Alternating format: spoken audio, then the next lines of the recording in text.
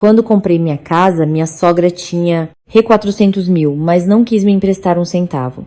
Assim que recebi as chaves da casa nova, ela apareceu com uma mala e exigiu morar comigo.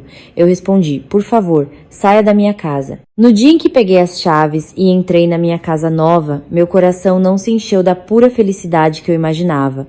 Havia algo pesado no meu peito, uma mistura de alívio por finalmente ter conquistado algo pelo qual lutei por anos e de cansaço. Porque os meses anteriores pareceram arrancar minha pele, camada por camada, para pagar por aquilo. Eu nem tinha tido tempo de pousar minha bolsa, nem de me sentar para respirar com calma. Quando, do lado de fora do portão, ouvi o som de rodinhas de mala sendo arrastadas pelo bloquete. O som era regular, mas tão alto e irritante. Virei-me e, em um instante, meu corpo inteiro congelou. Minha sogra, Dona Sônia, estava parada bem em frente ao portão, vestindo um conjunto vermelho vivo, como se fosse a uma festa. Uma mão puxava uma mala enorme, quase metade do seu tamanho. A outra carregava uma bolsa de mão estufada. Atrás dela, minha cunhada, Camila, abraçava 2 caixas grandes, caminhando enquanto seus olhos varriam os arredores, como se estivesse se mudando para um lugar que há muito lhe pertencia. Antes que eu pudesse abrir a boca, minha sogra já havia entrado em casa sem perguntar, sem parabenizar, e sem esperar que eu a convidasse.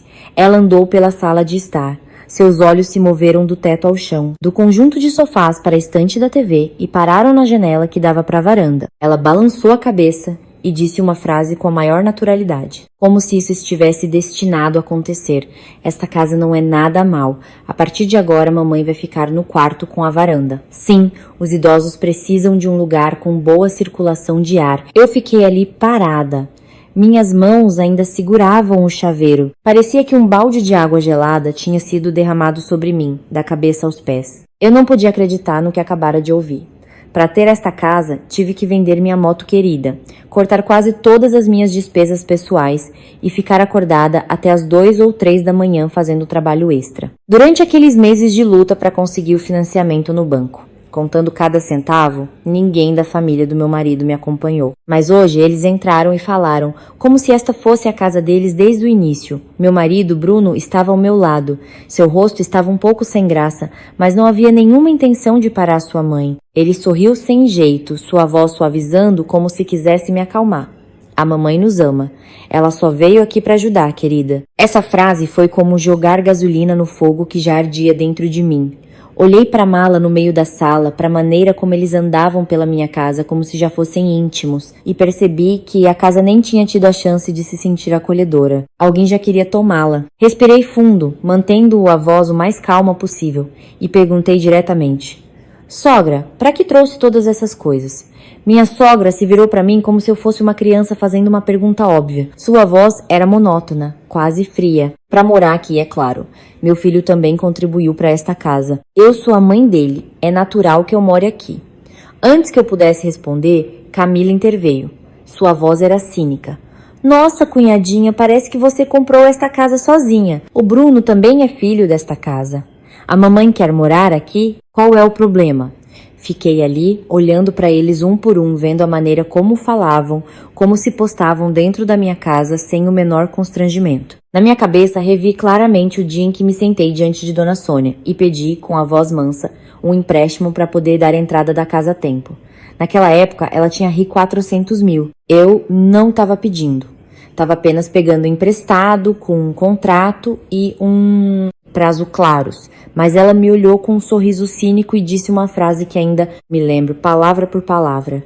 O dinheiro da mamãe é para minha velhice, não para ser emprestado a outras pessoas. Outras pessoas?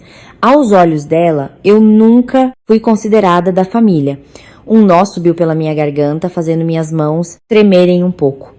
Mas por algum motivo minha voz se tornou extremamente fria. Fui até a mesa, coloquei o chaveiro, o som do metal batendo na madeira foi muito claro no silêncio.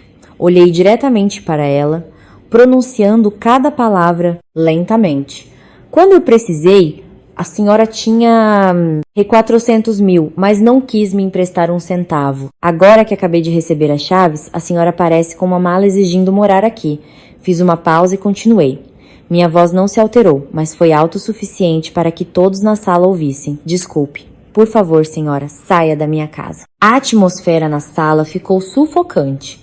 Meu marido me olhou boquiaberto, mas não conseguiu dizer nada. Camila ficou chocada, como se não acreditasse que eu ousaria dizer aquilo. Enquanto Dona Sônia, seu rosto ficou pálido, seus olhos passaram de surpresos a furiosos e lentamente se transformaram em algo muito assustador. Em todos os anos, como sua nora, eu nunca havia falado com ela assim. Eu tinha sido paciente, tinha cedido, tinha dito a mim mesma para não me importar, a fim de preservar o que se chamava de família. Mas naquele momento, de pé na casa que conquistei com meu próprio esforço, vendo pessoas que nunca ajudaram com um centavo entrarem para tomar meu lugar, eu sabia que se cedesse mais uma vez, perderia tudo. Naquele dia, na casa que ainda cheirava a tinta fresca, em meio a um silêncio sufocante, entendi uma coisa. Este casamento havia chegado a um ponto sem volta, e a frase que eu acabara de proferir não era o fim, mas o começo de uma série de eventos que nem eles mesmos poderiam prever. De pé no meio da minha casa nova, que ainda cheirava a tinta, ouvindo a frase que acabara de sair da minha boca com uma frieza que até eu mesma estranhei. De repente, lembrei-me do passado. Talvez, se não tivesse chegado a este ponto, eu nunca teria imaginado que um dia olharia para minha sogra com um olhar completamente desprovido de respeito. Porque houve um tempo em que eu realmente acreditava que este casamento daria certo. Que, enquanto marido e mulher lutassem juntos, qualquer tempestade passaria. Que a família do marido, por mais difícil que fosse, um dia veria a sinceridade do meu coração. Quando nos casamos, Bruno, aos meus olhos, era um homem bom, quieto e que vivia de forma organizada. Ele não era bom em flertar ou em dizer palavras doces, mas passava a impressão de ser educado e responsável. Sua calma foi o que me convenceu de que eu havia escolhido a pessoa certa. Eu costumava pensar que a felicidade de uma mulher não se media pela riqueza do marido, mas se ela encontrava um homem responsável que pensava na família. Naquela época, eu acreditava que Bruno era essa pessoa. Nos primeiros anos após o casamento, alugamos uma pequena casa em uma rua tranquila. A casa era apertada, abafada no verão, e suas paredes ficavam úmidas na estação chuvosa. Mas aqueles tempos ainda eram calorosos para mim. Eu trabalhava em uma empresa de móveis. O trabalho era agitado e estressante, mas minha renda era mais estável que a do meu marido. Bruno trabalhava em um escritório. Seu salário não era muito alto, mas ele sempre me dizia com um tom firme: tenha paciência, querida. Em alguns anos vamos comprar uma casa. Eu não quero que você more de aluguel para sempre. Apenas essa frase era suficiente para fazer todo o meu cansaço valer a pena. Comecei a trabalhar mais duro. Fora do meu horário de trabalho principal, eu pegava trabalhos extras. Chegava em casa, abria o laptop e trabalhava até tarde da noite. Havia noites em que meus olhos ardiam e minhas costas doíam. Mas ao imaginar um dia estar em minha própria casa, meu espírito se reacendia. Eu cortei muitas coisas, roupas, cosméticos, encontros com amigos. Certa vez, um colega de trabalho me convidou para jantar fora para relaxar. Eu recusei, pensando que, economizando algumas centenas de reais, a poupança para casa ficaria um pouco mais fácil. Naquela época, eu não me sentia sofredora. Sentia apenas que estava construindo um futuro. No entanto, desde o início, a família do meu marido nunca me considerou realmente a nora que eles queriam. Minha sogra, Dona Sônia, nunca disse diretamente que não gostava de mim, mas cada frase e olhar dela eram suficientes para me fazer entender. Eu não trouxe um grande dote. Minha família também não era rica, e eu não era o tipo de nora que apenas abaixava a cabeça e obedecia. Ela frequentemente sorria e me elogiava na frente dos outros. Essa Lúcia é esperta para ganhar dinheiro. Sim, as mulheres de hoje são mais astutas que as de antigamente. Parecia um elogio, mas a maneira como ela enfatizava a palavra astuta me fazia entender que ela estava me alfinetando como uma mulher calculista. Naquela época, eu ainda era ingênua. Eu me acalmava pensando que os mais velhos costumam falar de forma ríspida. Não significa que tenham um coração ruim. Então tentei ser o mais gentil possível. Em todos os feriados, eu nunca deixava a família do meu marido sentir falta de nada. De geleia real a suplementos, um massageador para o meu sogro e um envelope para minha sogra. Eu preparava tudo com cuidado. Pensei que na vida em comum, especialmente tornando-se uma família, não era preciso um amor excessivo. Um pouco de cortesia era suficiente. Eu só esperava receber um mínimo de respeito. Minha sogra adorava se gabar para os parentes que tinha muitas economias, alguns investimentos no banco e bens guardados que poderiam ajudar seus filhos em momentos de dificuldade. Toda vez que a ouvia dizer isso, eu realmente me sentia tranquila. Eu não esperava depender deles, mas pelo menos pensava que se enfrentássemos grandes dificuldades, a família do meu marido não ficaria de braços cruzados. Eu costumava pensar que era na hora de uma família realista, mas que ainda tinha um coração. Agora, olhando para trás, percebo quão ingênua eu era. Quanto mais eu vivia com eles, mais eu percebia que minha sogra era uma pessoa muito calculista. Para ela dar algo, tinha que ser trocado por algo maior. Hoje, ela ajudava um pouco. Amanhã, ela mencionaria isso 10 vezes. Uma vez, comprei para ela uma jaqueta grossa, porque o tempo estava esfriando. Mas, quando um parente veio visitar, ela riu e disse: foi ela quem comprou, mas provavelmente usou o dinheiro do marido. O salário de uma mulher não é grande coisa, né? Eu, que estava na cozinha, ouvi cada palavra e minha mão, que cortava uma fruta, parou. Foi a primeira vez que entendi que aos olhos dela, por maior que fosse o meu esforço, ele poderia ser apagado com apenas algumas frases. Meu marido sempre ficava no meio de uma forma que mais me cansava. Ele não era totalmente a favor da mãe, mas também nunca me defendia com firmeza. Toda vez que via sua mãe dizer algo exagerado, ele me puxava para outro lugar e sussurrava: deixa pra lá, mamãe já é idosa. Ela fala assim, mas não tem má intenção. Ele dizia essa frase com frequência. Até que finalmente, toda vez que a ouvia, eu não me sentia mais consolada, mas sim como se estivesse sendo forçada a engolir minha raiva. Mesmo assim, naquela época, eu ainda tentava manter a família. Pensei que uma sogra difícil era algo comum. Desde que nós, como marido e mulher, estivéssemos alinhados, tudo poderia ser consertado. Eu depositei minhas esperanças na casa futura como uma saída. Acreditava que se tivéssemos nosso próprio espaço, uma porta que pudesse ser fechada, o atrito com a família do meu marido diminuiria. Meu casamento seria mais fácil. E Bruno também amadureceria se tivéssemos uma casa construída junto. A partir daquele momento, comecei a poupar para casa desde cedo, dividindo o dinheiro de forma muito rigorosa. Despesas diárias, poupança, fundo de emergência e futuras parcelas, eu anotava tudo claramente. Havia meses em que eu voltava para casa tarde do trabalho, com muita fome, mas comia apenas macarrão instantâneo para economizar. Enquanto isso, nunca ousei reduzir os presentes para a família do meu marido. Eu economizava para mim, mas gastava com a família dele, apenas por medo de ser considerada calculista. Naquela época, eu não imaginava que seria justamente a casa que se tornaria o gatilho para revelar a ganância deles, camada por camada. E justamente porque eu levei este casamento tão a sério, quando fui apunhalada pelas costas por eles, a dor foi tão profunda. Se o início do meu casamento foi uma esperança forte o suficiente para me fazer aguentar, os meses seguintes pareceram gotas de água caindo continuamente sobre uma pedra. Não era barulhento, mas o suficiente para corroer o coração. O conflito entre mim e a família do meu marido não começou com uma grande briga. Veio de coisas pequenas. Tão pequenas que, se eu contasse a outras pessoas, talvez dissessem que eu era muito sensível. Mas apenas quem passa por isso entende. Há coisas que não machucam imediatamente, mas se repetem. Repetem-se até que um dia eu não sabia mais se era uma nora ou uma carteira para toda a família. Comecei a perceber isso toda vez que a família do meu marido tinha um evento.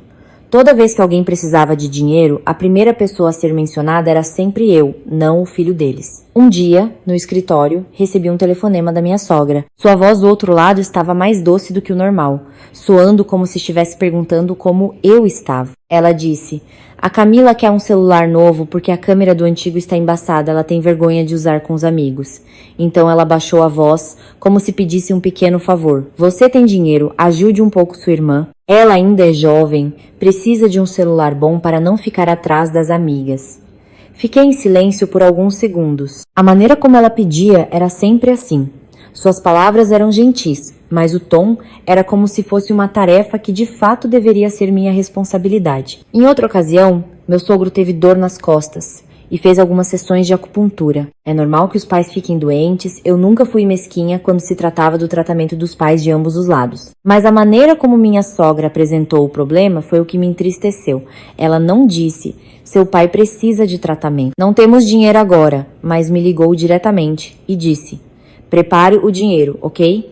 Seu pai precisa fazer um pacote de terapia. Depois do trabalho, passei lá e dei o dinheiro naquela mesma noite. Ela o pegou muito rapidamente, dobrou o envelope e o colocou no bolso como se fosse algo natural, sem um obrigado, sem uma frase, como vou anotar isso. Pelo contrário, ela até riu na frente do meu sogro. O que é da nora é do filho também, não precisa ter cerimônia. A frase parecia familiar, mas me deu arrepios.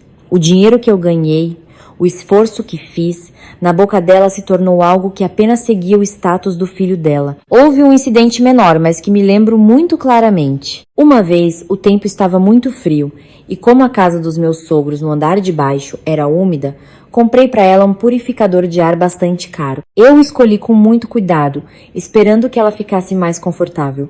Quando o entreguei, ela o recebeu com uma expressão neutra. Não me importei, mas alguns dias depois, quando um parente veio visitar, ela riu novamente e disse na frente de todos. Foi ela quem comprou, mas provavelmente usou o dinheiro do marido. O salário de uma mulher não é grande coisa, né? Eu, que estava na cozinha servindo água, quase derramei. Era sempre assim. A maneira como ela pagava todos os meus esforços com apenas uma frase meio brincalhona para garantir que seu filho sempre parecesse o provedor, enquanto eu era para sempre considerada apenas uma agregada. Palavras como essa se repetiram até que lentamente entendi uma coisa triste. Aos olhos da minha sogra, tudo o que eu fazia podia ser menosprezado. Se eu dava, era minha obrigação. Se eu fazia, era o esperado. Mas se uma única vez eu recusasse, eu me tornaria instantaneamente a nora calculista que só pensava em dinheiro, mas não tinha bons modos. A justiça naquela família nunca existiu. O que me cansava mais era que meu marido testemunhava tudo. Ele ouvia claramente o que sua mãe dizia, via claramente o quão desconfortável eu ficava. Mas toda vez ele apenas optava por me puxar para um canto e sussurrar. Deixa pra lá, não leve para o coração. A mamãe tem esse jeito orgulhoso, é por isso que ela fala assim. No começo, eu ainda me forçava a acreditar, mas depois de ouvir isso repetidamente, comecei a entender. Não era uma frase de consolo, era a maneira dele de me pedir para continuar calada. Ele não me defendia, ele apenas queria que eu fosse paciente para que por fora tudo parecesse pacífico. E essa paz era sempre comprada com meu sacrifício. Toda vez que íamos à casa dos meus sogros, minha sogra tinha um hábito que me deixava muito desconfortável. Ela perguntava com muitos detalhes sobre meu salário, bônus e economias, onde eu guardava o dinheiro, quanto eu mantinha em espécie. Por fora ela perguntava como se importasse. O bônus de fim de ano da empresa foi bom, né? Já deve ter conseguido economizar bastante. Os jovens de hoje precisam ser inteligentes com o dinheiro. Mas você também precisa dizer quanto tem para que os pais possam ajudar a pensar. Mas seu olhar inquisidor me fazia entender. Ela não perguntava por carinho. Ela estava me medindo. E, com certeza, toda vez que eu dizia que tinha economias, alguns dias depois, sempre aparecia alguma necessidade que exigia dinheiro. Seja uma festa de família, um concerto no telhado, ou a Camila precisando de capital para vender online, com a desculpa de que seria devolvido. A habilidade da minha sogra era transformar todas as desculpas em algo que soava muito razoável. Ela não roubava, não pedia diretamente, mas, passo a passo, ela me colocava numa posição difícil de recusar. E se eu hesitasse, seu rosto ficava imediatamente azedo, como se eu tivesse decepcionado a família que foi tão gentil em me aceitar. Houve um pequeno incidente, mas que me lembro por muito tempo. Naquele dia, estávamos jantando em família e a conversa foi para o assunto da casa. Eu comentei, se um dia conseguirmos comprar uma casa, eu só quero ter um cantinho perto da janela para colocar uma poltrona e uma estante de livros, para que à tarde eu possa sentar e ler tranquilamente. Eu disse isso casualmente, porque era o meu sonho simples. Mas minha sogra, assim que ouviu, riu cinicamente.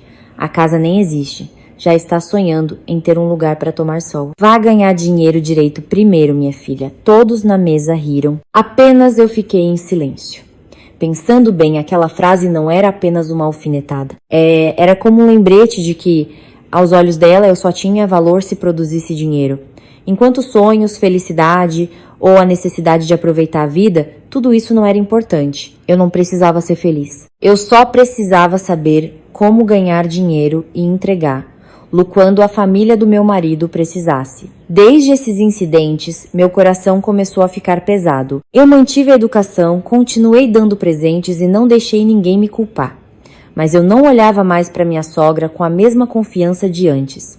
Também comecei a ver claramente a fraqueza do meu marido. Uma fraqueza que, com o tempo, faz uma esposa perder seu apoio. Mesmo assim, naquela época, eu ainda tentava acreditar que as coisas poderiam mudar. Pensei que talvez, por não termos nossa própria casa, o atrito se tornasse mais frequente. Por ainda depender das relações ao redor, eu era frequentemente arrastada para problemas como esse. Eu ainda dizia a mim mesma: só mais um pouco. Assim que conseguirmos comprar uma casa, fechar a porta e viver nossa própria vida, tudo será diferente. Foi essa crença que me manteve em frente, antes de eu perceber que estava errada desde o início, justamente por ainda manter essa crença ingênua. Então, quando a oportunidade de comprar uma casa finalmente chegou, pensei que seria um ponto de virada para o nosso casamento. Depois de anos economizando, finalmente encontrei uma casa que atendia aos meus desejos. Não era muito grande nem luxuosa, mas a localização era ótima, o acesso era fácil e a documentação estava em ordem. O mais importante era que o preço ainda era acessível se eu combinasse todas as minhas economias e fizesse um financiamento. Para outras pessoas era apenas uma casa, mas para mim, naquela época, era um sonho que eu paguei passando fome, contendo meus desejos e trabalhando até tarde por anos. Levei todos os documentos para casa, calculando cada detalhe cuidadosamente. Minhas economias eram suficientes para a maior parte. O banco também poderia ajudar com uma parte, mas para pagar a entrada rapidamente, eu ainda precisava de uma certa quantia. Não era tão grande a ponto de ser impossível de conseguir, mas também não era pequena a ponto de poder ser obtida em 1 ou 2 dias. Pensei muito por vários dias. Não queria pegar empréstimos online por causa dos juros altos, nem queria incomodar meus amigos. A única opção que restava era a família do meu marido. Na verdade, se fosse apenas por mim, eu nunca teria aberto a boca.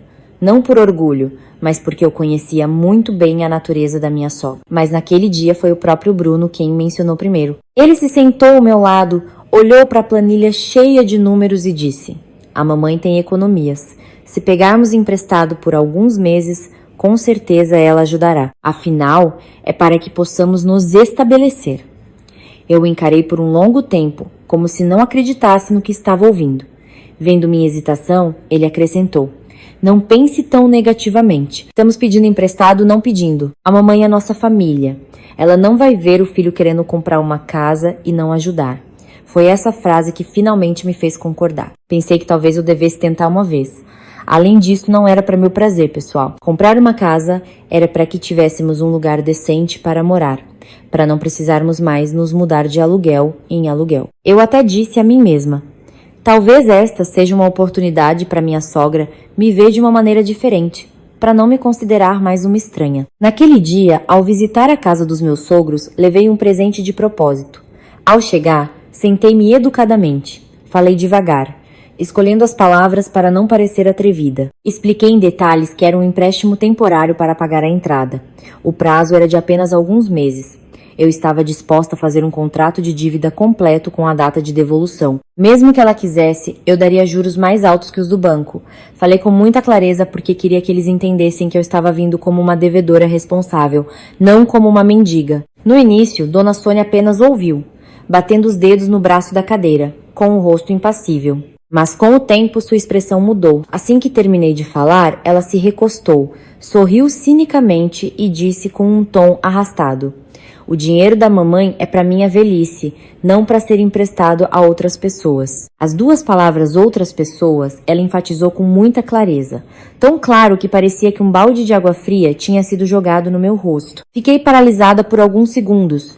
Não esperava que ela concordasse imediatamente, mas também não esperava ser rejeitada dessa maneira. Antes que eu pudesse me acalmar, Camila, que estava sentada ao lado dela, interrompeu, sua voz soando amigável, mas cínica. A mamãe está certa em guardar o dinheiro. Hoje em dia, quem sabe? Se a cunhadinha pegar a casa e depois se divorciar, nossa família pode ter um grande prejuízo. Ouvindo isso, senti como se alguém estivesse apertando meu coração. Eu nunca peguei um centavo desta família, nem fiz nada que os fizesse desconfiar tanto assim, mas aos olhos deles eu já era calculada como alguém pronta para fugir com os bens. Olhei para o meu marido, não para pedir ajuda, mas na esperança de que ele dissesse algo razoável. Que isso era um assunto nosso, que eu não era como eles me acusavam. Mas Bruno apenas ficou sentado ali, coçando os joelhos, olhando para o outro lado, e sussurrou tão baixo que quase não se ouvia. A preocupação da mamãe também tem fundamento.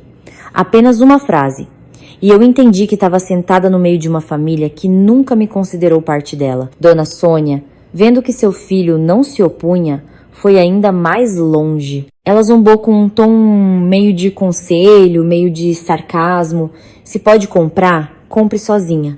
Não compre uma casa para depois ficar pedindo emprestado aqui e ali. Coitado do meu filho. Aquela frase fez meu rosto queimar. A casa fui eu quem procurei. O dinheiro era das minhas economias e a quantia que faltava era apenas para acelerar o processo. Mas na boca dela eu me tornei alguém com ambições vazias, arrastando seu filho para dificuldades. Eu queria muito perguntar de volta. Queria perguntar quando eu dei dinheiro para o tratamento, para eventos familiares e várias outras necessidades. Por que ninguém disse coitado do filho? Queria perguntar o que eu fiz de errado para que eles pudessem sentar na minha frente com tanta desconfiança e humilhação, mas no final não disse nada.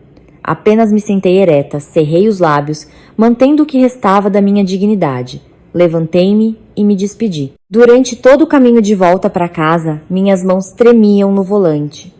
Não chorei imediatamente. A dor naquele momento não era do tipo de decepção que faz as lágrimas caírem, mas um sentimento de humilhação que me deixou rígida. Humilhada por ter que me rebaixar para pedir.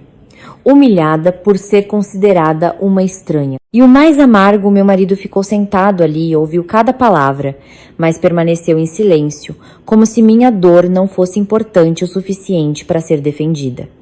Naquela noite, não consegui dormir. Abri novamente todos os cálculos, contratos, economias e investimentos. Calculei repetidamente até meus olhos arderem. Decidi vender a moto que eu tanto amava, a moto que comprei com meu próprio dinheiro depois de alguns anos de trabalho. Retirei quase todos os meus investimentos pessoais, aceitando algumas perdas. Também peguei um projeto extra muito pesado, sabia que seria exaustivo, mas aceitei para cobrir o que faltava. Sentada na frente da tela fria e brilhante, perto do amanhecer, eu disse a mim mesma: tudo bem, ninguém quer emprestar. Eu vou resolver sozinha. Não vou morrer por não ter a ajuda deles. Mas desde aquela noite, algo dentro de mim se quebrou. Eu não via mais minha sogra como uma parente. E, pela primeira vez como nora, anotei com muita clareza uma dívida que não era em dinheiro, mas em humilhação. Depois da noite em que fiquei acordada até de manhã para tapar todos os buracos no meu plano financeiro, minha vida girava quase inteiramente em torno de um objetivo. Eu tinha que conseguir comprar aquela casa sozinha de qualquer maneira. Vendi minha moto querida, cortei todas as despesas desnecessárias e peguei trabalho extra. A ponto de, às vezes, ao chegar do trabalho, eu abria o laptop e trabalhava novamente até tarde da noite. Havia dias em que eu estava tão cansada que nem sentia o gosto da comida.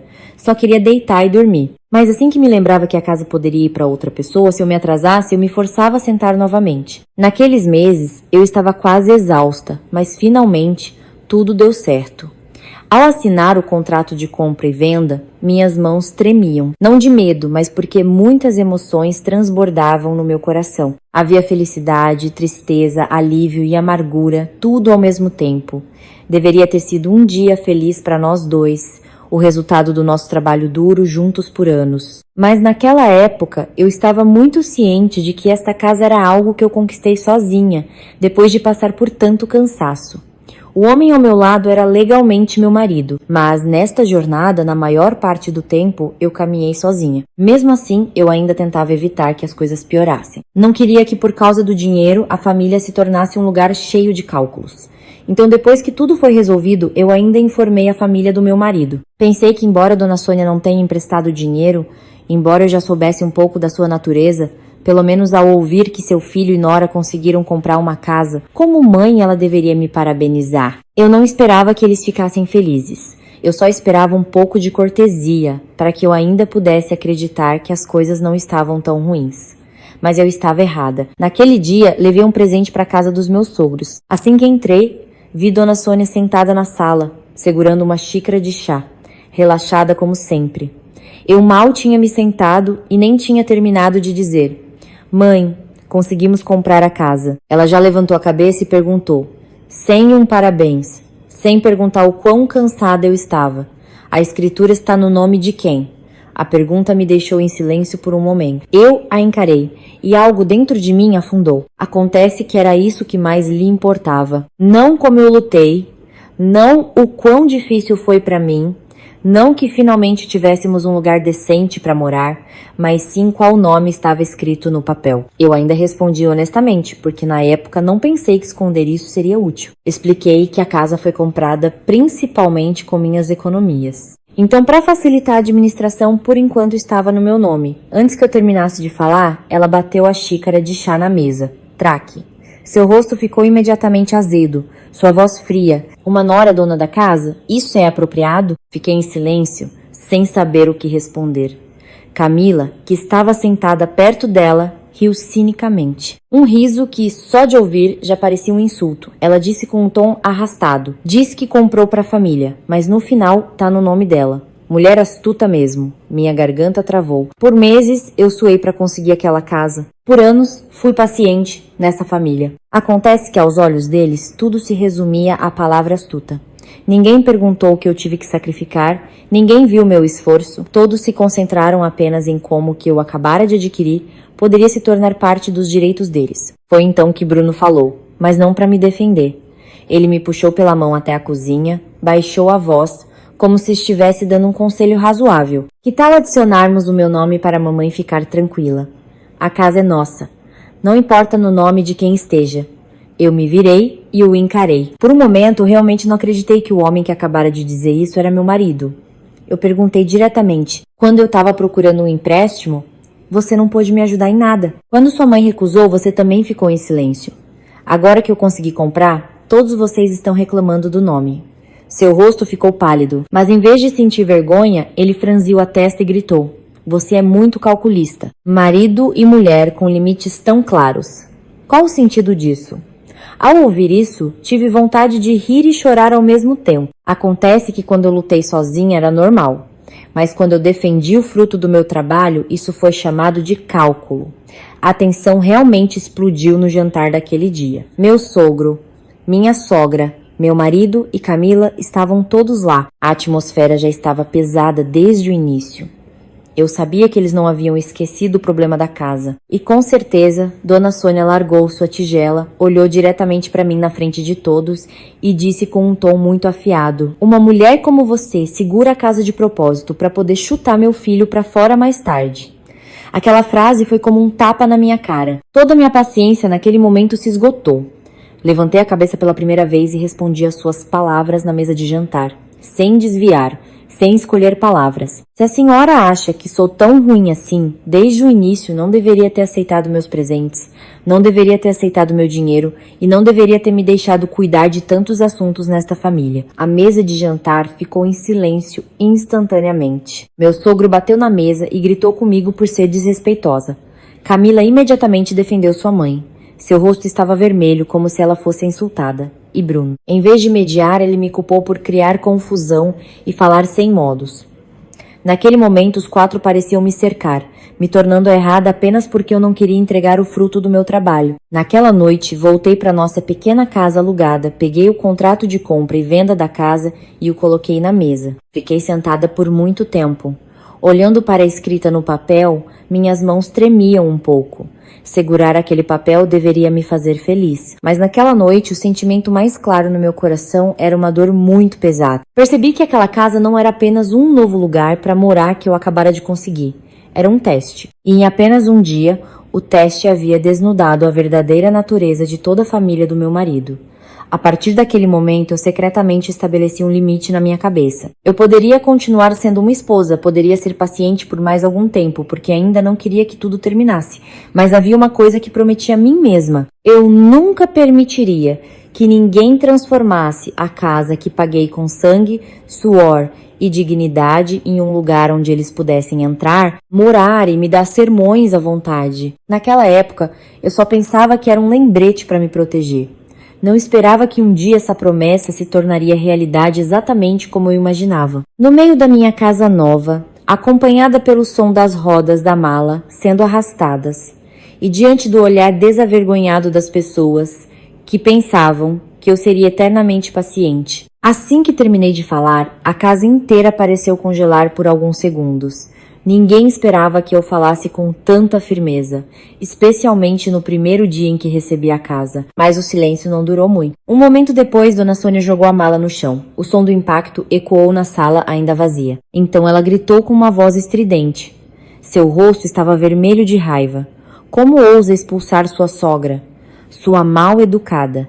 Seus gritos eram tão agudos que tornaram a atmosfera já tensa ainda mais sufocante. Meu marido, que parecia ter acabado de se recuperar do choque, avançou e agarrou meu pulso. Seu aperto era forte, sua voz era baixa, mas cheia de raiva. Acalme-se, querida, vamos conversar com calma. Parecia que ele estava tentando mediar, mas a maneira como me puxou para o lado enquanto seu corpo se virava para a mãe me fez entender muito bem.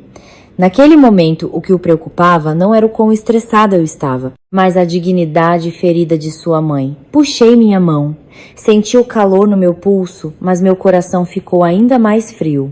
Olhei diretamente para os três, pronunciando cada palavra claramente. Esta casa fui eu quem comprou. Ninguém tem o direito de simplesmente trazer suas coisas e morar aqui. Camila, ao ouvir isso, ficou furiosa.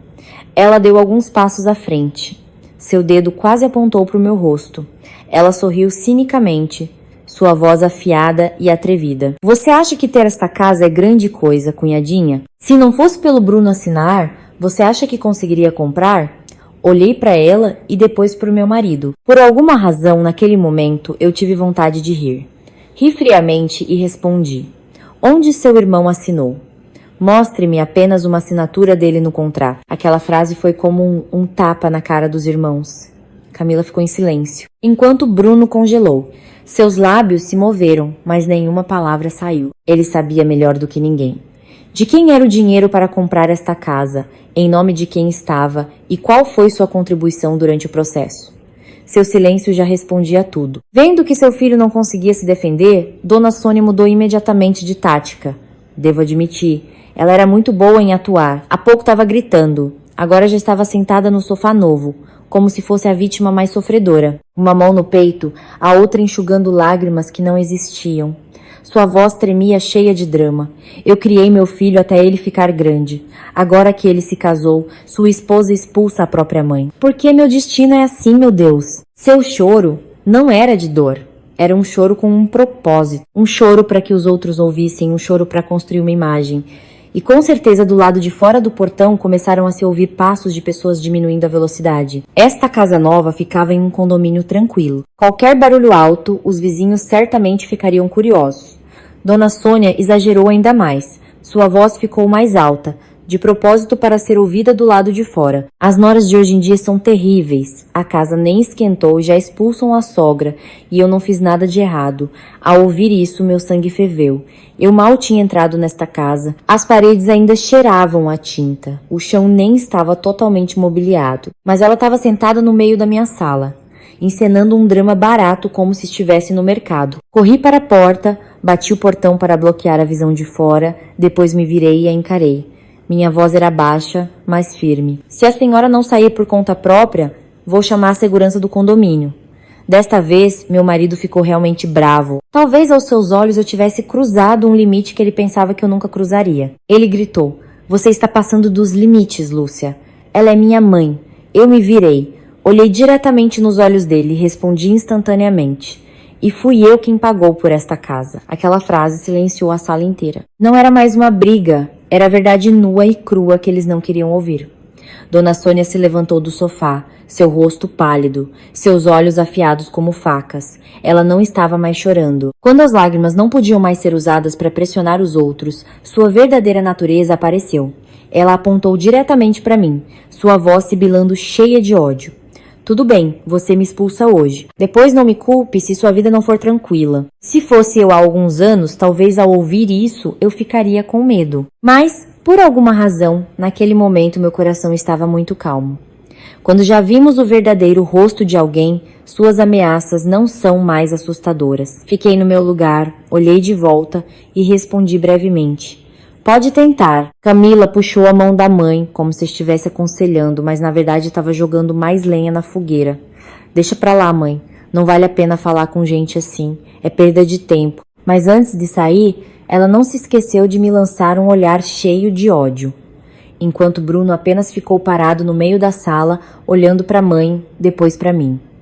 Seu rosto estava pálido de raiva e vergonha. Mas sua vergonha não era porque sua mãe estava exagerando, mas porque pela primeira vez ele não conseguia mais usar suas frases medíocres de mediação para me forçar a recuar. Finalmente, Dona Sônia puxou sua mala e se virou para a porta. O som das rodas da mala sendo arrastadas pelo porcelanato soava muito irritante. Camila abraçou suas 2 caixas e a seguiu. Sua boca ainda resmungava baixinho. Meu marido deu alguns passos como se quisesse dizer algo, mas acabou ficando em silêncio. Quando eles estavam quase no portão, Dona Sônia parou de repente.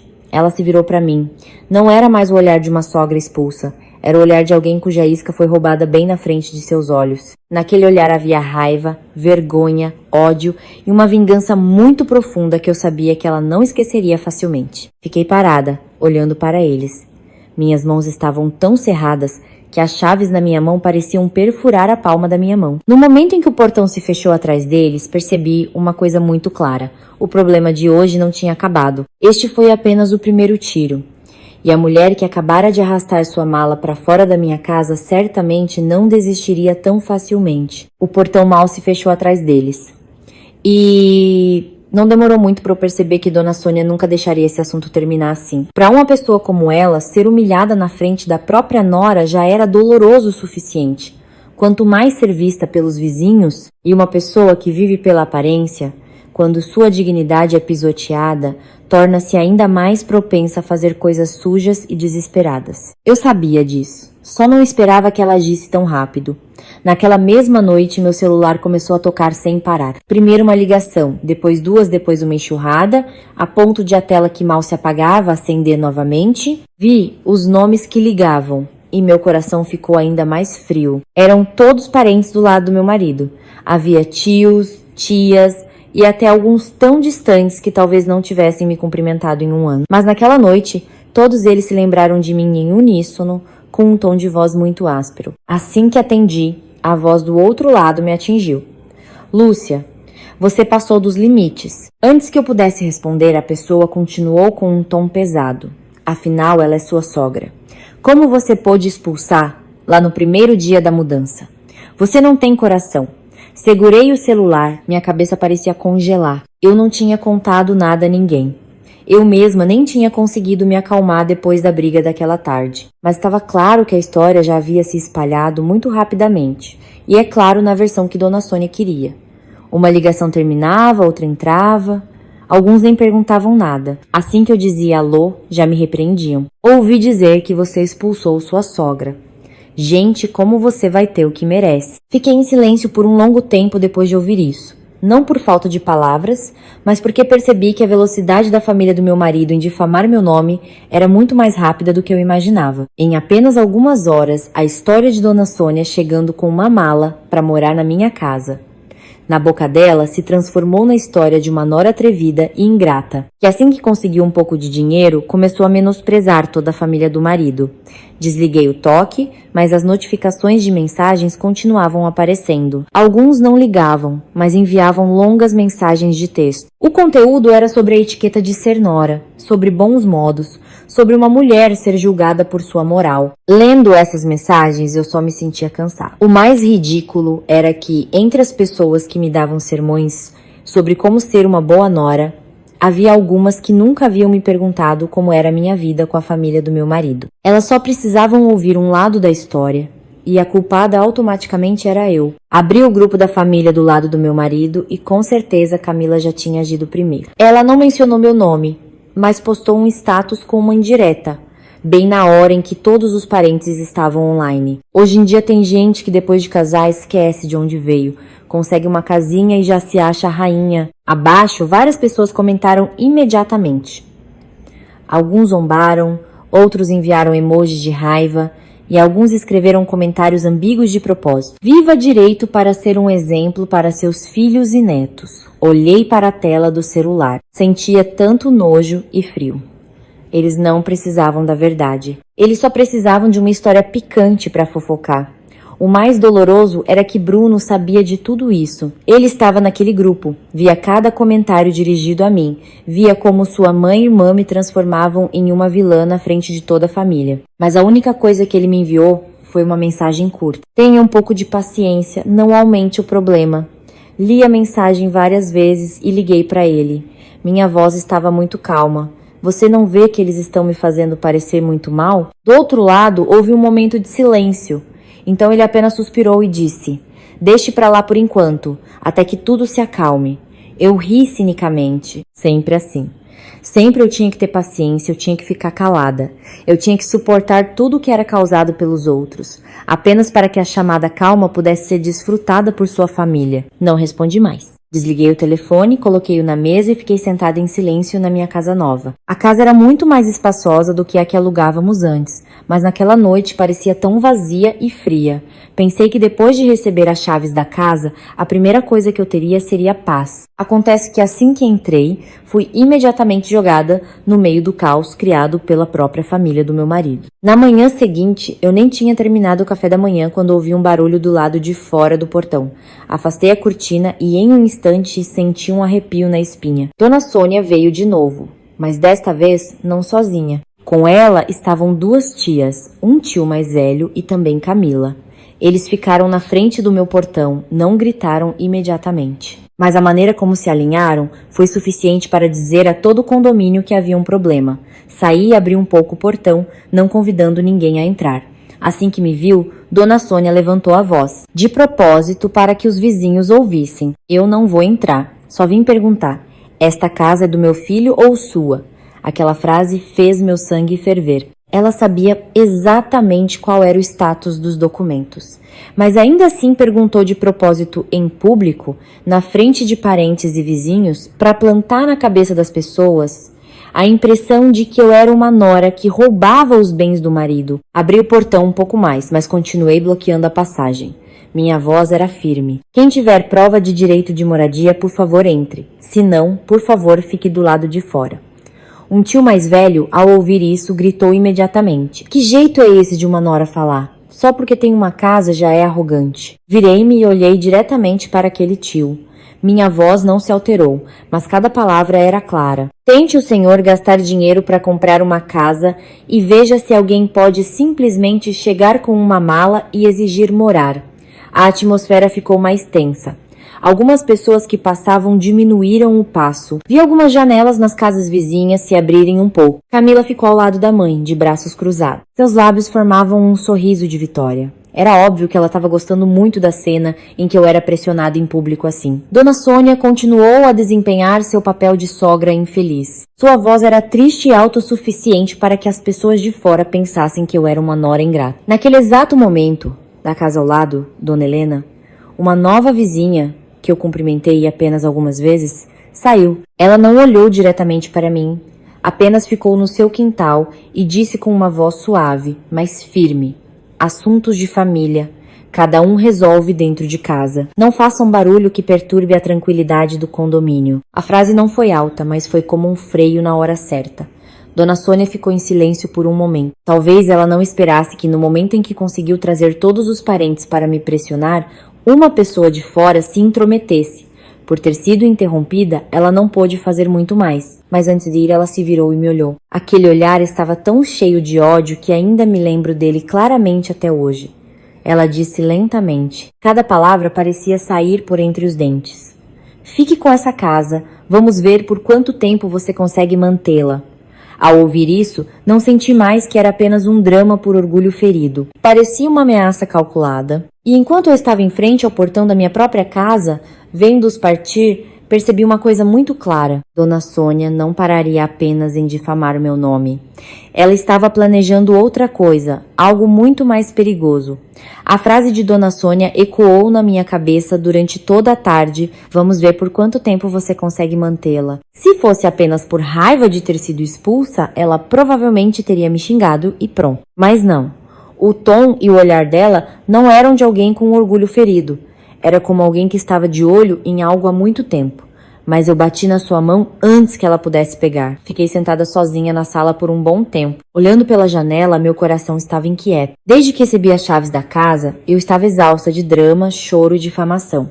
Mas quanto mais eu pensava, sentia que tudo isso não pararia por aí. Se quisesse apenas morar de favor, Dona Sônia não teria trazido uma mala e caixas no primeiro dia. Se quisesse apenas me pressionar, ela não precisaria se apressar em trazer todos os parentes na manhã seguinte. Tudo aconteceu muito rápido, muito apressado, como se eles estivessem em pânico por alguma coisa. Na tarde seguinte, saí para resolver alguns detalhes dos móveis que ainda faltavam. Ao sair da loja, encontrei por acaso o senhor Daniel, o corretor de imóveis que me ajudou a encontrar esta casa.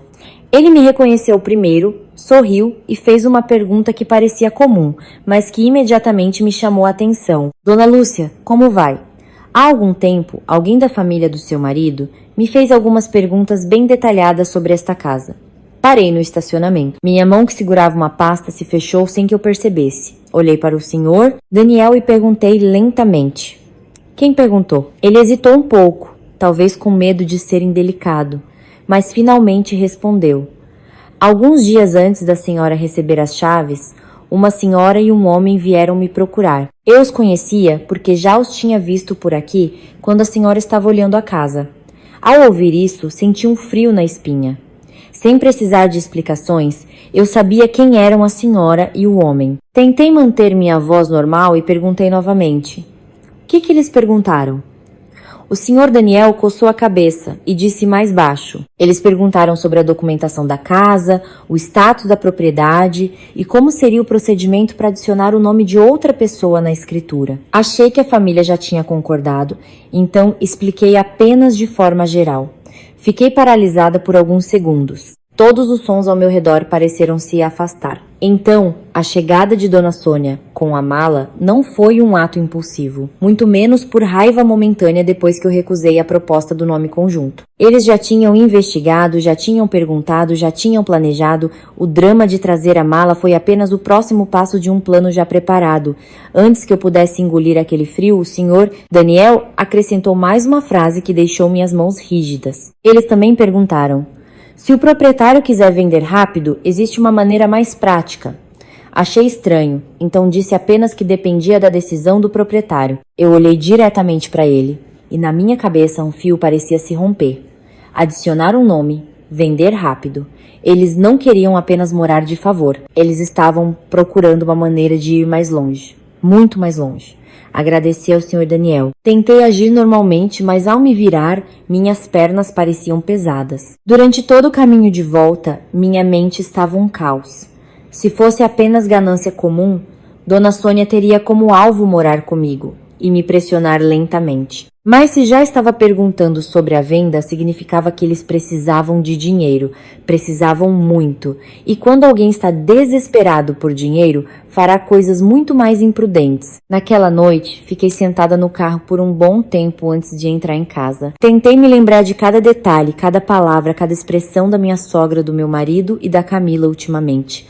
E de repente, tudo se conectou em uma linha muito clara. A pressa, a agressividade, a maneira como não se importavam com a vergonha de vir fazer barulho repetidamente. A maneira como Dona Sônia ficou imediatamente brava ao saber que a casa estava no meu nome. Tudo isso não era mais apenas uma questão de orgulho. Comecei a investigar com o antigo conhecido do meu marido, alguém que já tinha estado na mesma mesa que nós algumas vezes e, portanto, sabia um pouco sobre a família deles. No início, ele evitou, apenas me disse para não acreditar em fofocas. Mas talvez por ouvir minha voz tão calma e confiante, ele finalmente sussurrou ao telefone. Você realmente não sabe, cunhada?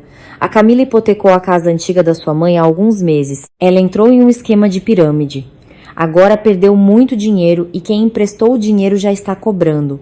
Segurei o celular, a palma da minha mão suando. Perguntei novamente, minha voz soando estranha. A casa antiga da mãe foi hipotecada. Do outro lado, ouvi um suspiro. Sim, eles mantiveram em segredo, talvez com medo que você soubesse. Dizem que também há outros empréstimos de fora. Agora, eles estão realmente desesperados. Fiquei em silêncio por muito tempo depois que a ligação terminou. Acontece que os 400 mil de antes, o dinheiro que Dona Sônia guardava tão bem e não queria me emprestar um centavo, na verdade não estava mais intacto. Ela o guardava não por sabedoria, mas para encobrir secretamente o jogo de investimento de sua filha. Ela me recusou não por medo de que eu não pudesse devolver, nem por preocupação com sua velhice, como ela disse. Era simples, eu não era sua prioridade. O dinheiro dela era para salvar sua filha. Enquanto eu, não importava o quanto lutasse, não era um problema. Lembrando disso, de repente comecei a rir. Um riso muito fino e baixo, mas que soava tão amargo. Todo esse tempo, carreguei a ferida de ser considerada uma estranha, de ser menosprezada, de ser desconfiada. Pensei que, pelo menos aos olhos dela, eu apenas não era confiável o suficiente. Mas não, a realidade era mais ridícula do que isso. Fui posta de lado não porque eu não era capaz, mas porque desde o início ela nunca teve a intenção de me dar a menor gentileza. Ela guardou tudo de melhor para sua filha. E quando tudo desmoronou, ela se virou e estava pronta para engolir minha casa como um salva-vidas. Recostei-me no assento, olhando para o teto do carro por muito tempo. No meu coração, naquele momento, não havia mais a tristeza de antes. Era mais frio, mais consciente e mais afiado. Todas as peças finais se encaixaram. Minha sogra não queria apenas morar de favor, ela precisava transformar esta casa em algo para segurar, para usar, para cobrir o buraco que ela e sua filha cavaram.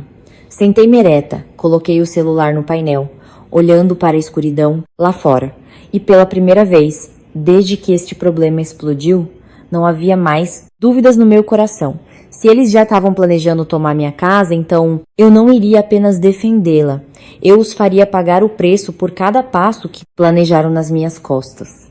Depois da noite em que descobri a verdade sobre a casa antiga da minha sogra ter sido hipotecada, não senti mais uma raiva cega. Meu sentimento naquele momento era muito mais frio. Quando vemos o verdadeiro objetivo do oponente, a raiva recua por si só, substituída pela sanidade. Eu entendia muito bem. Se eu continuasse a discutir, a deixar Luz trazer parentes para me pressionar, no final, quem se cansaria seria eu. Para detê-los, eu tinha que deixar Luz se desmascararem. Na manhã seguinte, liguei para o Bruno de propósito. Assim que ele atendeu, abaixei minha voz, como se toda a tensão dos últimos dias tivesse diminuído. Eu disse brevemente: eu pensei sobre isso. Se a mamãe realmente quer morar aqui, vamos conversar novamente. Apenas uma frase, mas pude ouvir claramente do outro lado. Ele suspirou, acabado de se livrar de um grande peso. Sua voz imediatamente suavizou. Havia até um leve tom de vitória que talvez ele não tenha percebido. Eu sabia que você entenderia. Como marido e mulher, você também precisa pensar de forma mais aberta. Ao ouvir isso, não tive mais dúvida. Se antes eu ainda me enganava, pensando que ele era apenas fraco, com medo da mãe e sem coragem para me defender, naquele momento percebi que ele nunca esteve no meio. Ele já tinha escolhido o lado da mãe desde o início. Ele só queria que eu cedesse para não ser rotulado como um marido desobediente. Não o desmascarei imediatamente. Continuei com um tom neutro. Se vamos morar juntos, tem que haver um acordo por escrito. Quem vai morar? Por quanto tempo? Quais são os direitos e deveres? Quero que tudo fique claro desde o início para não haver brigas depois. Do outro lado, houve um momento de silêncio. Talvez ele não esperasse que eu dissesse isso, mas no final ele ainda respondeu: sim, vou falar com a mamãe. Menos de meia hora depois, ele ligou de volta, sua voz mais rápida. A mamãe concordou. Ela disse que assina o que for preciso, contanto que possa morar aqui. Desliguei o telefone e fiquei em silêncio por alguns segundos. Era tão irônico. Uma pessoa normal, se realmente quisesse apenas morar temporariamente, ao ouvir sobre um contrato vinculativo, pensaria duas vezes. Mas Dona Sônia concordou imediatamente. Isso só significava uma coisa para ela. O contrato era apenas uma formalidade a ser cumprida para atingir um objetivo maior. Liguei para um velho amigo que era advogado pedindo sua ajuda para redigir um contrato muito rigoroso. Expliquei que não era um contrato de aluguel ou uma permissão comum para morar, mas um documento legalmente vinculativo que declarava claramente que a pessoa autorizada a morar era apenas temporária, não podia trazer outras pessoas para morar permanentemente. Não podia interferir nos bens da casa, não podia reivindicar direitos de propriedade, não podia usar esse endereço para transações de hipoteca, penhor ou venda. E não tinha base alguma para formar direitos sobre a propriedade no futuro. Li repetidamente cada cláusula, garantindo que não houvesse nenhuma brecha que eles pudessem explorar. Naquela tarde, convidei toda a família do meu marido para conversar na sala da minha casa. Desta vez, Dona Sônia veio sem malas, mas seu olhar ainda era o mesmo, vigilante e ganancioso. Camila sentou-se ao lado dela, suas pernas inquietas. Seu rosto era indiferente, mas seus olhos continuavam a varrer a casa. Enquanto Bruno sentou-se à minha frente, tentando parecer calmo, como se tivesse vindo para pacificar a situação. Coloquei o contrato na mesa, empurrando-o na direção deles. Se a senhora quer morar aqui, por favor, leia com atenção e assine. Quero que tudo fique claro. Para que depois ninguém diga que não tenho sentimentos. Dona Sônia pegou o papel. No início, ainda com uma atitude casual, mas quanto mais lia, mais seu rosto ficava azedo. Quando chegou a parte que declarava não ter direito sobre os bens e que nenhum direito de propriedade surgiria, sua mão parou. Camila, que também estava lendo, zombou. Bruno fingiu beber, mas vi sua mandíbula endurecer. Minha sogra levantou a cabeça e me olhou. Sua voz soou mais cínica. Precisa ser assim? Somos uma família. Por que fazer parecer um tribunal? Respondi imediatamente com uma voz leve. Justamente por sermos uma família. É por isso que tem que ser claro. Não quero que a senhora diga que estou a oprimindo. E também não quero que ninguém transforme minha casa em sua propriedade. A atmosfera na sala ficou pesada. Eu sabia que eles não gostaram, mas no final, depois de trocar olhares com os filhos, Dona Sônia ainda pegou a caneta e assinou. A maneira como ela assinou foi muito rápida e com pressão. Não como alguém sincero, mas como alguém que estava segurando a raiva, esperando por outra oportunidade. Olhei para o traço da caneta e tive ainda mais certeza de que ela estava sendo paciente. Não para viver em paz, mas para poder colocar um pé dentro desta casa. Peguei o contrato de volta, verifiquei por um momento e o coloquei na mesa. E no momento em que os três estavam um pouco aliviados, levantei a cabeça, olhei diretamente para Dona Sônia e fiz uma pergunta. A senhora já assinou? Então agora quero perguntar. Onde está a sua casa antiga? A sala inteira pareceu sufocar. Sem som, ninguém se mexeu. Camila foi a primeira a reagir, mas não com a boca. Seu rosto ficou pálido. Bruno virou o rosto, sua mão no colo se fechou em punho, enquanto Dona Sônia, seu olhar mudou instantaneamente. Sua arrogância desapareceu em um piscar de olhos. Não lhes dei tempo para pensar. Continuei, minha voz ainda neutra, mas cada palavra pesada como uma pedra. Ou será que a casa já foi hipotecada? E agora a senhora planeja usar minha casa para conseguir um empréstimo de resgate? Dona Sônia bateu na mesa com força. O copo de água tremeu. Ela me olhou fixamente. Sua voz sibilou. Onde você ouviu essa fofoca? Tenha cuidado com o que fala. Não fiquei com raiva nem discuti. Apenas abri meu celular, toquei a gravação da minha conversa com o conhecido do meu marido. A voz do homem do outro lado soou clara na sala silenciosa. A história sobre Camila hipotecando a casa, sobre seu negócio falido, sobre os cobradores de dívidas que não paravam de vir. Apenas uma gravação de algumas dezenas de segundos. Mas a atmosfera na sala explodiu. Camila se levantou imediatamente, seus olhos arregalados, sua boca tremendo, querendo negar, mas não conseguia. Dona Sônia olhou para o meu celular, depois para a filha. Seu rosto era de pânico e raiva. Bruno de repente se virou para mim. pela primeira vez, não tentando mais ser pacífico, e gritou: "Você está espionando minha família!" Levantei a cabeça e o encarei sem levantar a voz, mas tão fria que eu mesma me senti diferente. "Não, estou apenas protegendo meus bens." A frase foi curta e firme, e naquele momento vi claramente as 3 pessoas à minha frente não eram mais uma família, buscando abrigo.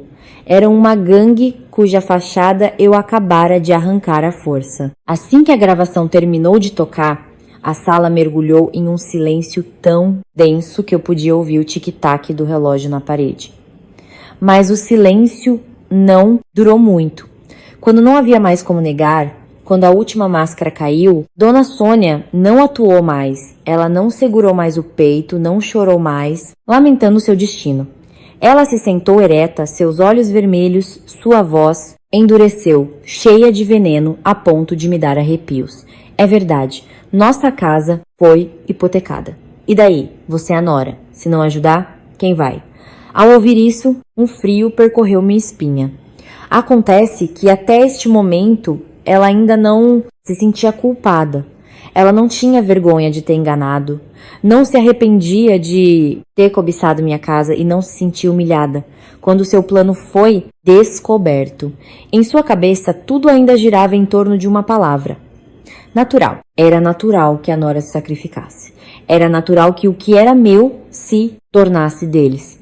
Era natural que eu arcasse com as consequências da estupidez dela e de sua filha. Olhei diretamente para ela. Não havia mais tremor dentro de mim. Minha voz estava muito baixa, mas cada palavra era afiada. "A senhora ajuda sua filha até a falência e depois exige que eu arque com isso. A senhora acha que sou idiota?" Aquela frase pareceu picar Camila. Ela começou a chorar imediatamente, mas seu choro não era de arrependimento. Ela soluçava enquanto me olhava com firmeza. "Você tem dinheiro, mas não quer ajudar a família. Isso é não ter sentimentos. Vivendo assim. Acha que vai ser feliz?" Eu ri. Um riso tão seco que eu mesma achei estranho. Inclinei a cabeça, olhei para ela e respondi, lentamente: "Que família? A família que, quando eu precisei, virou as costas e, quando eu tive, veio para tomar?" Camila ficou em silêncio. Dona Sônia rangeu os dentes, enquanto Bruno, que estava quieto e congelado, finalmente falou, mas a maneira como ele falou destruiu o que restava da minha esperança. Ele não perguntou à mãe por que escondeu o problema da casa. Ele não culpou a irmã por arrastar a família para o abismo. Ele também não me pediu desculpas. A primeira coisa que ele disse foi com um tom cheio de pressão: "Afinal, você é minha esposa. Se você não ajudar, sou eu quem passará vergonha na frente da família." Eu me virei e o encarei. Apenas uma frase, mas parecia que todos os anos do nosso casamento foram rasgados, revelando toda a podridão por dentro. Acontece que para ele, certo e errado não importavam. O fato de sua família estar cobiçando os bens de sua esposa também não importava. O que ele mais temia era perder a face diante de sua família. Enquanto eu, a pressão que enfrentei, o plano dirigido a mim, tudo isso ele nunca pensou. Sorri cinicamente. A decepção em meu coração já havia ultrapassado o limite da dor, transformando-se em algo muito frio. Eu disse a ele muito lentamente: "Você tem medo de perder a face diante deles, enquanto eu perdi tudo por sua causa." A sala ficou em silêncio novamente. Ninguém esperava que eu falasse com tanta firmeza, especialmente Bruno. Seus lábios se moveram, querendo refutar, mas não conseguiu. Talvez porque ele mesmo soubesse que o que eu disse era verdade. Não deixei a conversa se arrastar. Abri a pasta ao meu lado, tirei uma pilha de documentos que eu havia preparado, o contrato de compra e venda, o contrato de financiamento, os comprovantes de pagamento e as provas de transferência. Eu os arrumei um por um na mesa, organizados como se estivesse preparando para um julgamento. Empurrei a pilha de papéis na direção deles. Olhem bem, minha voz permaneceu neutra. Este é o contrato de compra e venda, este é o contrato de financiamento, Estes são os comprovantes de pagamento que eu mesma cuidei. Tudo no meu nome. Este é o resultado do meu trabalho duro. Ninguém tem o direito de tomá-lo. Dona Sônia olhou para a pilha de papéis, seus olhos cheios de raiva. Era óbvio que ela odiava lidar com provas concretas como essas. Para ela, falsas alegações morais eram muito mais fáceis de usar do que documentos. Mas hoje eu não lhe dei brecha para escapar. Camila sentou-se ao lado dela. Seu rosto estava pálido, mas sua boca permanecia firmemente fechada, tentando manter o que restava de sua coragem. Enquanto Bruno, ele olhava para a pilha de documentos. Seu rosto estava sombrio. Foi a primeira vez que o vi entender de verdade que esta casa não tinha a menor brecha para ele entrar, muito menos para sua família. Dona Sônia finalmente falou, mas não mais com um tom de queixa. Ela apontou diretamente para mim. Seus olhos pareciam querer me engolir viva. Tudo bem, fique com isso. Mas eu te aviso, sua vida não será tranquila. Se fosse antes, talvez essa ameaça ainda me deixasse ansiosa. Mas naquele momento, eu apenas achei engraçado. Esta mulher nunca conseguiu me dar paz desde o início. O que ela sempre trouxe foi pressão, cálculo e ganância, disfarçados de sogra. Levantei-me e me aproximei dela. A atmosfera estava tão tensa que qualquer um que levantasse a voz poderia explodir, mas eu não gritei. Apenas me inclinei perto o suficiente para olhar diretamente em seus olhos e sussurrei. Cada palavra era tão clara e fria. Pode tentar. Mas desta vez não serei eu a paciente. Aquela frase a deixou em silêncio por um momento. Talvez, pela primeira vez, ela realmente sentiu que a nora que ela costumava pressionar não existia mais. Não havia mais a mulher que sempre engolia a raiva para manter a harmonia. Não havia mais a pessoa que tinha medo de ser envergonhada de fofocas e cedia. Diante dela, agora estava alguém que já tinha visto a verdadeira natureza de toda a família do marido e que havia perdido toda a vontade de ser paciente. A atmosfera na sala era sufocante. Bruno estava sentado ali, entre a mãe e a esposa. Mas desta vez, ele não era mais um mediador. Ele era como alguém sendo puxado em duas direções, e quanto mais tentava ficar no meio, mais sua fraqueza se tornava aparente. Olhei para ele pela última vez naquele dia, apenas um olhar, mas o suficiente para me fazer entender a coisa mais dolorosa de todo, este casamento. O homem em quem eu confiei, que eu considerei meu apoio, nunca esteve realmente do meu lado. Recolhi os documentos, coloquei-os na pasta e me levantei. A partir daquele momento, não havia mais em mim a ideia de salvar ou manter qualquer coisa. Eu não estava mais lutando para manter uma família. Eu estava me preparando para um confronto final, onde não haveria mais espaço para concessões e certamente não haveria mais espaço para qualquer ilusão sobre a palavra parente. Após o confronto acirrado daquele dia, não troquei mais uma palavra com eles. Não por falta de palavras, mas porque eu estava muito ciente de que, a partir daquele momento, usar sentimentos para conversar com a família do meu marido só me machucaria. Pessoas que abertamente cobiçaram minha casa, que se sentaram à minha frente, planejando transformar minha residência em um fundo de resgate, nunca parariam apenas com alguns conselhos. Para detê-los, eu não poderia mais ser branda. Eu tinha que cortar o caminho deles. Naquela noite, Bruno andava de um lado para o outro na varanda, o telefone colado na orelha. Ele falava muito baixo, mas eu não precisava ouvir para saber com quem ele estava falando. A maneira como ele franzia a testa, baixava a voz e suspirava, enquanto olhava de relance para mim de vez em quando, já explicava tudo. Sentei-me na sala, fingindo não me importar, mas em minha cabeça já tinha decidido o que fazer. Liguei para um chaveiro através de um número recomendado pela administração do condomínio, pedindo que viessem naquela mesma noite. Quando o chaveiro chegou, mostrei a escritura da casa para provar a propriedade e pedi para trocar todas as fechaduras, a porta principal, a porta lateral e um pequeno depósito nos fundos. Também pedi para redefinir todos os códigos de impressão digital e o aplicativo da campainha inteligente. Fiz tudo muito rapidamente, sem longas explicações e sem pedir a aprovação de ninguém para esta casa.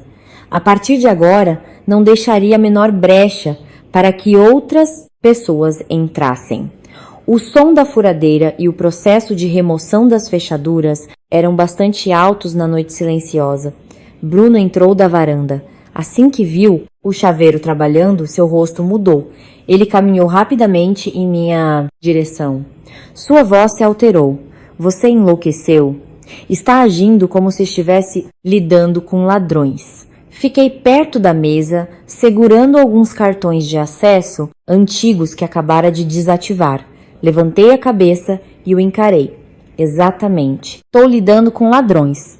Aquela frase fez seu rosto escurecer. Ele rangeu os dentes, seus olhos vermelhos de raiva. Você está chamando minha mãe de ladra? Respondi imediatamente, fria e direta. Qualquer um que entra sem a permissão do proprietário e tenta tomar casa, para mim é a mesma coisa. Ele parecia não acreditar que eu ousaria falar com tanta franqueza, mas eu não parei apenas em trocar as fechaduras. Enquanto o chaveiro redefinia o aplicativo, pedi para remover todas as contas antigas conectadas, removendo o acesso do celular do meu marido, trocando a senha do Wi-Fi, o e-mail de recuperação e os códigos das câmeras de segurança dentro e fora de casa. Antes, por pensar que éramos marido e mulher, eu o deixei instalar tudo em seu celular. Agora, pensando bem, foi essa confiança que criou tantas brechas. Uma vez tola já é o suficiente. Bruno ficou observando enquanto eu fazia tudo isso. Seu rosto passou de raiva para tensão. Ele avançou e segurou minha mão no momento em que eu estava assinando o comprovante de serviço com o chaveiro. Se você fizer isso, significa que também quer me expulsar. Soltei sua mão do meu pulso e disse muito baixo: se você ainda considera esta casa um lugar para sua mãe e sua irmã virem tomar. Você mesmo sabe a resposta. Ele ficou paralisado. Talvez só então ele tenha percebido que eu não estava mais apenas com raiva. Eu estava realmente cortando todas as correntes que ligavam esta casa à sua família. Depois que o chaveiro foi embora, fiquei sentada por quase 1 hora, redigindo uma notificação para a administração do condomínio. Escrevi com muita clareza que esta casa era minha, propriedade exclusiva. Qualquer pedido para abrir a porta, ajudar a mover objetos ou receber visitantes que se declarassem parentes sem minha aprovação direta não deveria ser atendido. Se alguém fizesse barulho na frente do portão, pedi à segurança para agir de acordo com as regras. Imprimi, assinei, enviei a foto primeiro e prometi entregar o original na manhã seguinte. Fiz tudo com muita calma, como se estivesse lidando com um risco que precisava ser completamente selado. Naquela noite não dormi muito, não por medo, mas porque tinha certeza de que haveria problemas na manhã seguinte. Com a natureza de dona, Sônia, quanto mais fosse impedida, mais raivosa ficaria, e enquanto em sua cabeça minha casa ainda fosse um apoio, ela não desistiria apenas porque eu troquei as fechaduras. E com certeza, perto do meio-dia do dia seguinte, dentro de casa, ouvi o som de um carro de frete parando na frente do portão. Subi para a varanda do segundo andar e a cena lá embaixo me fez querer rir friamente. Dona Sônia estava no meio do pátio, vestindo roupas floridas e chamativas. Seu cabelo estava preso em um coque arrumado, seu rosto cheio de raiva. Ao lado dela, Camila estava de mãos na cintura. Atrás delas havia um caminhão de frete carregando pilhas de sacos, um ventilador, 2 caixas grandes e até um colchão enrolado e amarrado com uma corda. Só de olhar, eu sabia que eles não tinham vindo para conversar. Tinham vindo com a intenção de forçar a entrada. Assim que me viu na varanda, Dona Sônia apontou para cima e gritou no meio do pátio: "Abra a porta, não finja mais nada."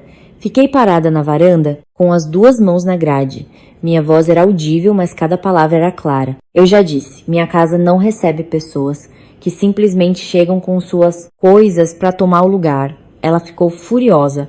na frente de alguns seguranças que já estavam no portão externo e alguns vizinhos que começavam a abrir as portas. Ela gritou, sua voz estridente. Você quer me envergonhar em público de propósito, não é? Olhei para baixo e respondi brevemente. A senhora está se envergonhando. Eu nunca convidei. Camila ficou tão brava que seu rosto ficou vermelho. Ela olhou ao redor, pegou uma vassoura que estava encostada na cerca e a levantou como se fosse jogá-la no portão enquanto xingava. Mulher má, só porque tem uma casa já se acha dona de um palácio. Um segurança avançou imediatamente e segurou sua mão, advertindo-a firmemente para não criar confusão. A atmosfera lá embaixo estava tão tensa que todos prenderam a respiração. O caminhão de frete estava estacionado na frente do portão, a pilha de coisas sob o sol forte. Enquanto Dona Sônia parecia um fogo prestes a explodir, naquele exato momento Bruno saiu de dentro de casa. Talvez ele tenha descido pela escada dos fundos depois de ouvir a confusão. Ele ficou no meio do pátio, olhando para mim na varanda. Seus olhos estavam cheios de raiva e impotência. Mas sua voz não era mais de súplica. Sua voz estava cheia de ordens. Lúcia, abra a porta. Não me force a ser grosso. Olhei diretamente para baixo. No meu coração não havia mais medo. Respondi imediatamente, sem pausa. Pode tentar. Desta vez, quero que tudo fique claro na frente de todos. A frase caiu no meio do pátio escaldante. Curta, mas suficiente para fazer todos ficarem em silêncio, por um momento. Talvez só então tanto Dona Sônia quanto meu marido tenham realmente percebido que eu havia cortado o caminho de volta. Eu não era mais a nora que tinha medo de fofocas que eles podiam pressionar com parentes, lágrimas ou pressão social. Finalmente, com a intervenção da segurança e por não conseguirem passar pelo portão, a família do meu marido foi detida do lado de fora. A pilha de coisas ainda estava no caminhão. O sol ficava mais forte. Dona Sônia ainda resmungava. Camila fazia bico, enquanto Bruno ficava parado no meio do pátio como alguém que acabara de perder um direito que sempre considerou natural. Não disse mais nada. Apenas olhei para baixo uma última vez e fechei a cortina da janela. A partir daquele momento eu sabia que eles haviam entendido. A nora, que eles costumavam forçar a ser paciente, finalmente não existia mais. Depois da cena em que foram barrados na frente do portão em plena luz do dia, eu nunca acreditei por um segundo que Dona Sônia desistiria. Para uma pessoa como ela, ser humilhada na frente de seguranças, vizinhos e até mesmo de seu próprio filho, não se tratava mais de poder moral ou não. Era um tapa na cara de sua dignidade. E uma pessoa que vive pela aparência, quando é humilhada, torna-se ainda mais propensa a fazer coisas sujas e desesperadas. Eu sabia disso muito claramente. E também sabia que a única pessoa que poderia abrir caminho para ela entrar nesta casa era meu marido. Naquela noite, eu disse de propósito a Bruno que tinha um encontro com um cliente para finalizar alguns detalhes dos móveis. Troquei de roupa, peguei minha bolsa e as chaves do carro, como de costume, e até disse de forma muito natural: amor, fique em casa e descanse. Eu não devo demorar. Ele concordou muito rapidamente. Tão rapidamente que eu tive ainda mais certeza da minha suspeita. Normalmente ele perguntaria aonde eu ia, com quem me encontraria e a que horas voltaria. Mas naquela noite, ele apenas respondeu brevemente: sim, vá. Sua atitude tão relaxada não era porque ele não se importava, mas porque sua cabeça estava ocupada esperando por outra coisa. Dirigi o carro para fora do condomínio, dei uma volta longa e depois voltei e o estacionei em um canto escondido perto de uma fileira de árvores. De lá, eu ainda podia ver o portão lateral nos fundos, que raramente era notado. Meu coração batia muito regularmente. Tão regularmente que parecia frio. Eu sabia que, quando tivesse que testemunhar com meus próprios olhos como meu marido me trairia, eu não entraria mais em pânico, talvez porque em meu coração eu já tivesse preparado a resposta. Menos de 30 minutos depois, vi Bruno aparecer.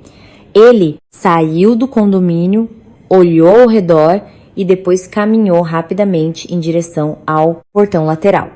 Alguns segundos depois, Dona Sônia e Camila entraram sorrateiramente pela escuridão. Minha sogra não veio de mãos vazias. Em suas mãos havia uma grande bolsa de pano estufada, tão pesada que a alça estava torta. Camila carregava uma grande sacola plástica. Dentro podia-se ver o canto de um cobertor, algumas caixas de remédios e algumas pilhas de papéis. Só de olhar, eu sabia que eles não tinham vindo apenas para uma visita. Tinham vindo para ficar. Não saí do carro imediatamente. Abri o aplicativo de CFTV no meu celular, ativei o modo de escuta ao vivo.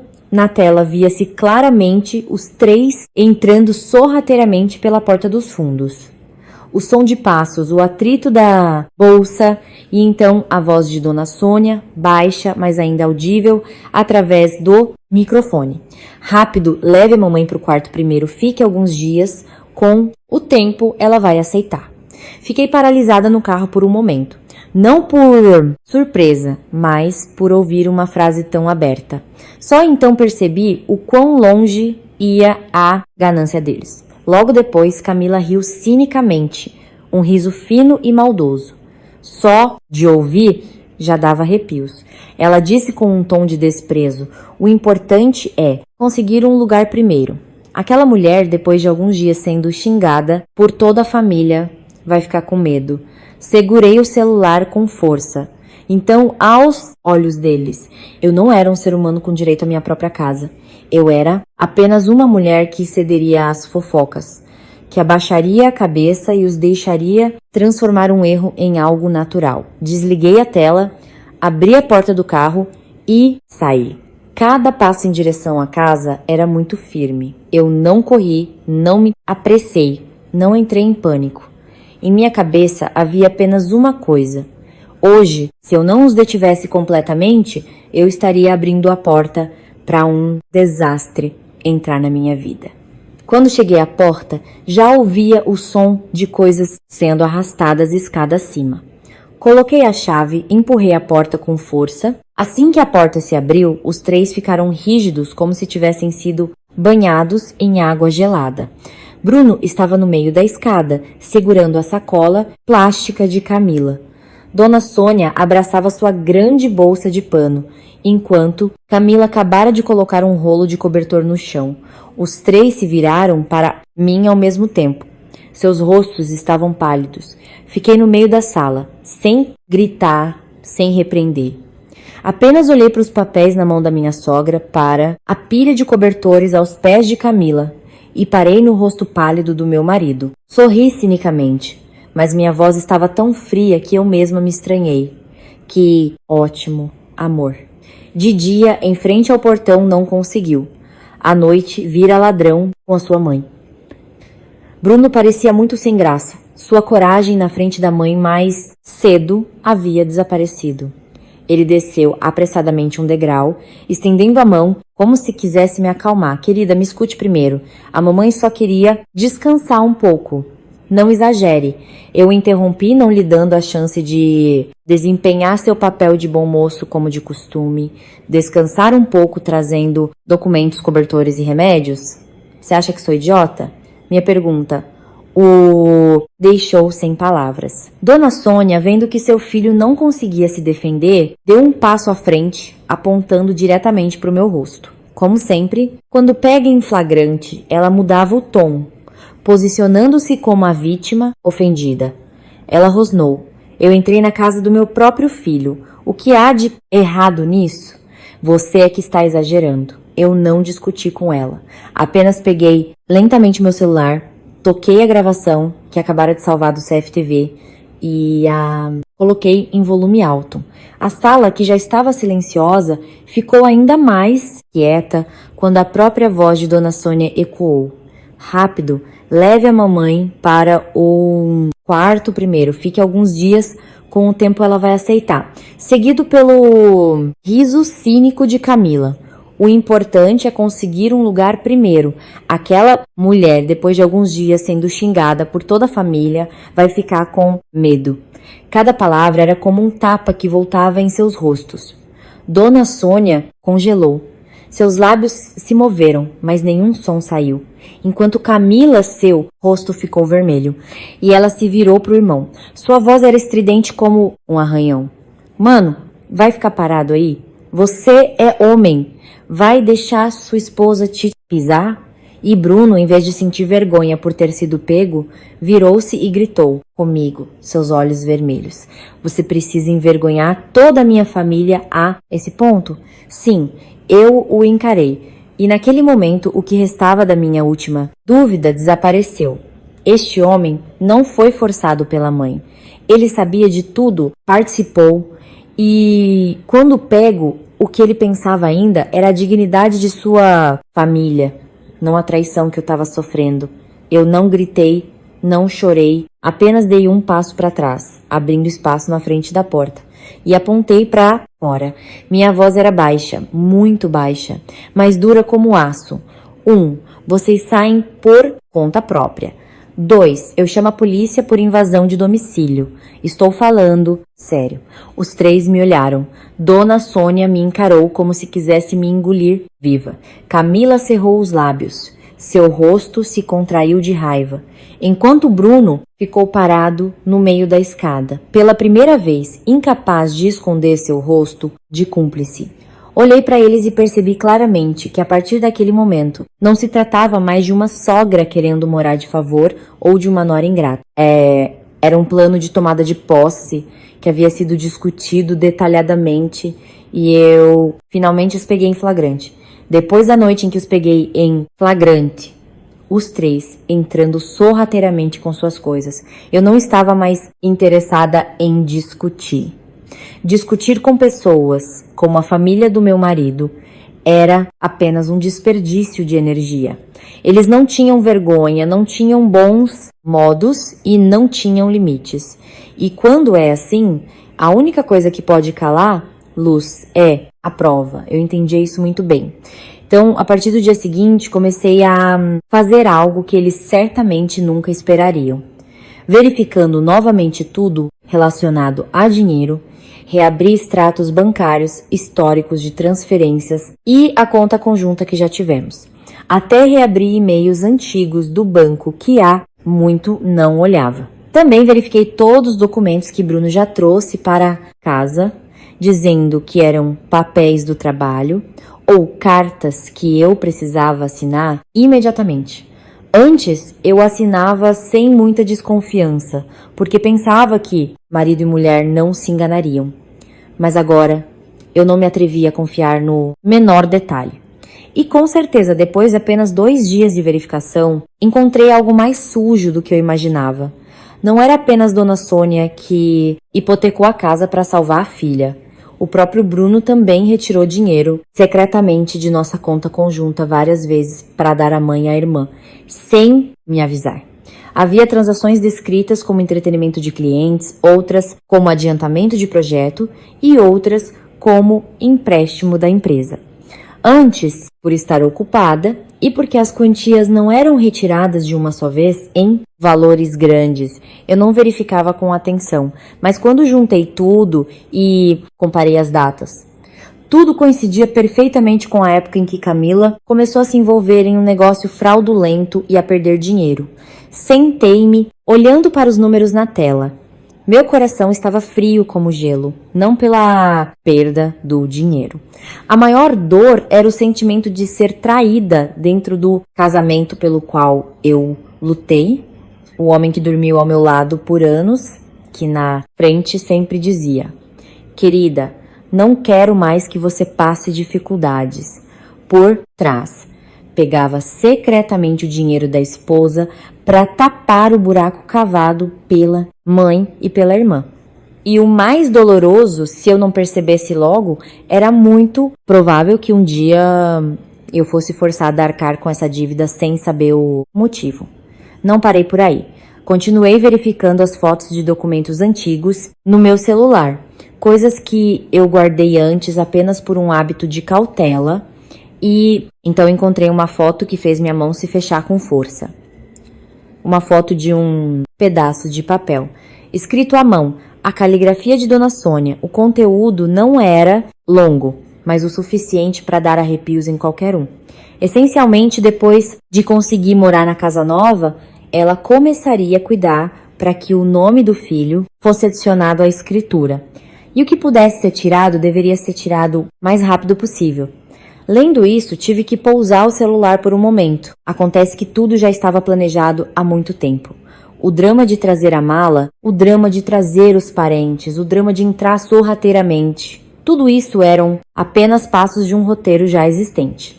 Não fiz um escândalo imediatamente.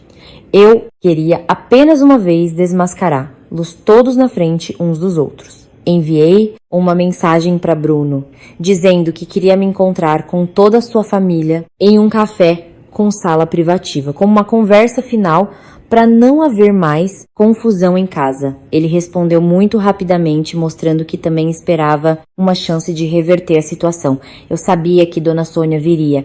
Pessoas como ela, quanto mais pensam que o adversário vai ceder, mais arrogantes se tornam. E, com certeza, naquele dia, ela entrou na sala privativa com um ar de superioridade. Camila seguia, seus olhos selvagens, mas ainda tentando parecer feroz. Bruno sentou-se à minha frente, seu rosto pesado, mas eu podia ver claramente a impaciência em seus olhos. Assim que se sentou, Dona Sônia zombou. Finalmente você percebeu que a questão da casa é um grande problema. Uma mulher não deve ser tão teimosa. Sorri muito levemente. O sorriso de alguém que já viu o rosto à sua frente com tanta clareza que não sente mais raiva. Eu respondi: é verdade, sogra. A questão da casa é um grande problema, por isso hoje trouxe todos os documentos para esclarecermos. Coloquei uma pilha de documentos na mesa, extratos bancários, comprovante de transferência, fotos de transações, cópias de contratos de hipoteca e até mesmo algumas conversas entre Bruno e Camila que eu vi e guardei sem querer. Cada folha eu coloquei organizadamente, como se estivesse preparando para um julgamento oficial, não uma conversa de família. Bruno foi o primeiro a mudar de expressão, assim que viu alguns extratos bancários. Seu rosto ficou imediatamente pálido. Empurrei a pilha de papéis em sua direção. Minha voz estava calma, mas pesada. Este é o dinheiro que preparei para pagar as parcelas do financiamento. Você pegou para cobrir a dívida da sua mãe e agora quer que eu arque com as consequências? Seus lábios tremeram. Sua mão no colo se fechou em punho. Antes que ele pudesse responder, Camila avançou, tentando pegar a pilha de papéis. Eu a segurei com força, meus olhos fixos nela. Toque mais uma vez e eu chamo a testemunha para entrar. Camila retirou a mão, mas seus olhos ainda ardiam de raiva. Dona Sônia, a princípio, ainda tentou se esquivar. Ela ergueu o queixo como se ainda estivesse do lado certo. O dinheiro do casal é usado para ajudar um ao outro. O que há de errado nisso? Virei-me para ela. Desta vez, não escondendo mais a frieza na minha voz. Ajudar deveria ser pedir permissão. Pegar secretamente por trás, como se chama isso. A senhora mesma sabe. A sala ficou em silêncio. Eu sabia que a frase doía, mas não era o suficiente para pagar por tudo que eles fizeram. E eu ainda não tinha usado o meu trunfo. Tirei lentamente a cópia da mensagem que Bruno enviou ao corretor de imóveis anteriormente. Nela estava claramente escrita sua intenção de encontrar uma maneira de adicionar seu nome à escritura. E havia uma frase que toda vez que eu lia me dava arrepios. Se ela for teimosa, deixa a mamãe morar lá primeiro. Com o tempo também se tornará meu direito. Empurrei o papel para o centro da mesa. Apenas a leitura disso fez a sala explodir. Bruno bateu na mesa e se levantou. Seu rosto estava vermelho de ser desmascarado. Você espionou meu celular. Levantei a cabeça e o encarei sem levantar a voz, sem tremer. Apenas fria até os ossos. Não. Eu apenas fui esperto o suficiente para guardar provas quando vi meu marido começar a agir de forma estranha. Dona Sônia ficou em silêncio por alguns segundos e então Em seu pânico, ela se virou pro filho e deixou escapar. Eu não te disse pra fazer tudo com cuidado? Agora ela sabe de tudo. Apenas uma frase e tudo foi revelado, nada mais podia ser negado. Eles admitiram na minha frente que tudo isso era de fato um plano. Não disse mais nada. Sentei-me em silêncio, observando os três se atacarem. Camila culpava o irmão por ser descuidado. Bruno gritava com a mãe por ser muito apressada. Dona Sônia xingava os dois filhos por serem inúteis e permitirem que a nora obtivesse todas as provas. Alguns minutos antes, eles ainda eram uma equipe, conspirando para me derrubar. Mas agora, diante de mim, a última camada de fingimento deles se desfez em pedaços. Esperei até que a confusão diminuísse um pouco.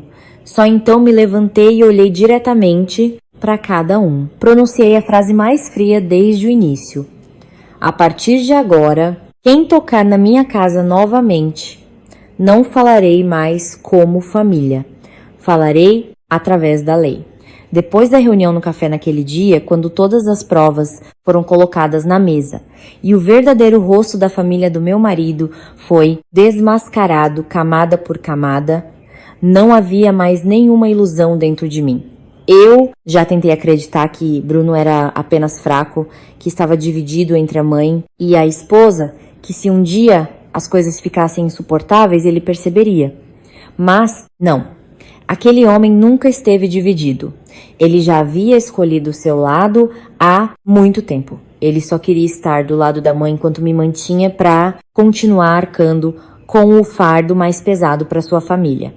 Pensando nesse tipo de pais, senti ainda mais nojo. Contratei um advogado naquela mesma semana. Levei todos os documentos de compra da casa, extratos bancários, comprovantes de transferência, gravações de mensagens e tudo que era relevante.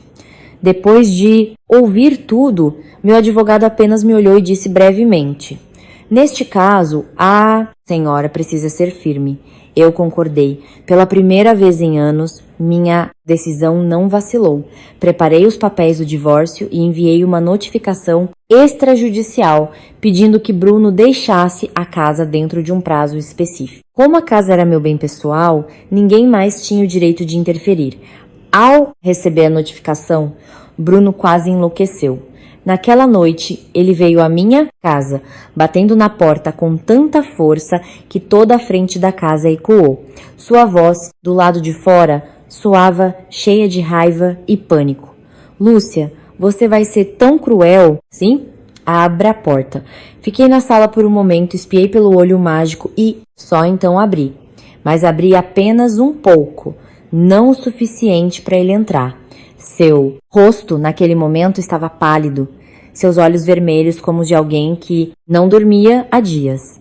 Assim que me viu, sua voz imediatamente suavizou, tentando voltar à imagem do marido infeliz. "Eu errei. Eu sei que errei. Mas não precisa ser assim, querida. Nós somos marido e mulher." Eu o encarei, vi sua expressão de sofrimento, mas em meu coração não havia mais a menor pena. Talvez por já ter visto com muita clareza, sorri cinicamente perguntando muito baixo: "Quando você e sua mãe planejaram tomar minha casa, você se lembrou que era meu marido?" Apenas uma frase, e Bruno congelou.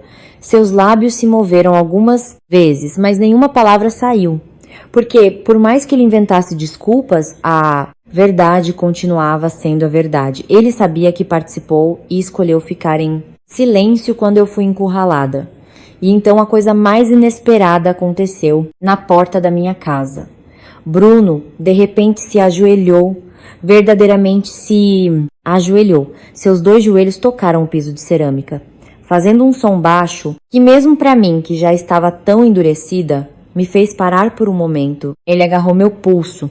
Sua voz era de pânico, falando muito rápido, como se temesse que eu fosse fechar a porta. Eu fui forçado pela mamãe, Lúcia. Eu só queria que nossa família ficasse em paz. Eu não quero te perder. Eu sei que fui um tolo, mas, por favor, me dê mais uma chance. Eu olhei para ele lá embaixo. Antes, só de ver meu marido amolecer um pouco, eu já cederia para manter a harmonia. Mas desta vez, eu só me sentia cansada. A paz que ele mencionava no final era apenas trocar minha paciência pela tranquilidade de sua mãe e irmã. Eu me sacrificava, eu me continha, enquanto eles continuavam avançando. Se eu ainda fosse branda neste momento, eu estaria me traindo novamente. Naquele exato momento, do lado de fora do portão, ouvi novamente o som de passos apressados e gritos. Antes que eu pudesse responder, Dona Sônia e Camila já haviam chegado. Assim que viram o filho ajoelhado na porta da casa da esposa, Dona Sônia, em vez de sentir pena, pareceu ter sido regada com óleo quente. Ela avançou, puxando a mão de Bruno enquanto gritava com uma voz estridente e horrível. Que ótimo! Você fez meu filho se ajoelhar na sua frente. Uma mulher como você é uma destruidora de lares.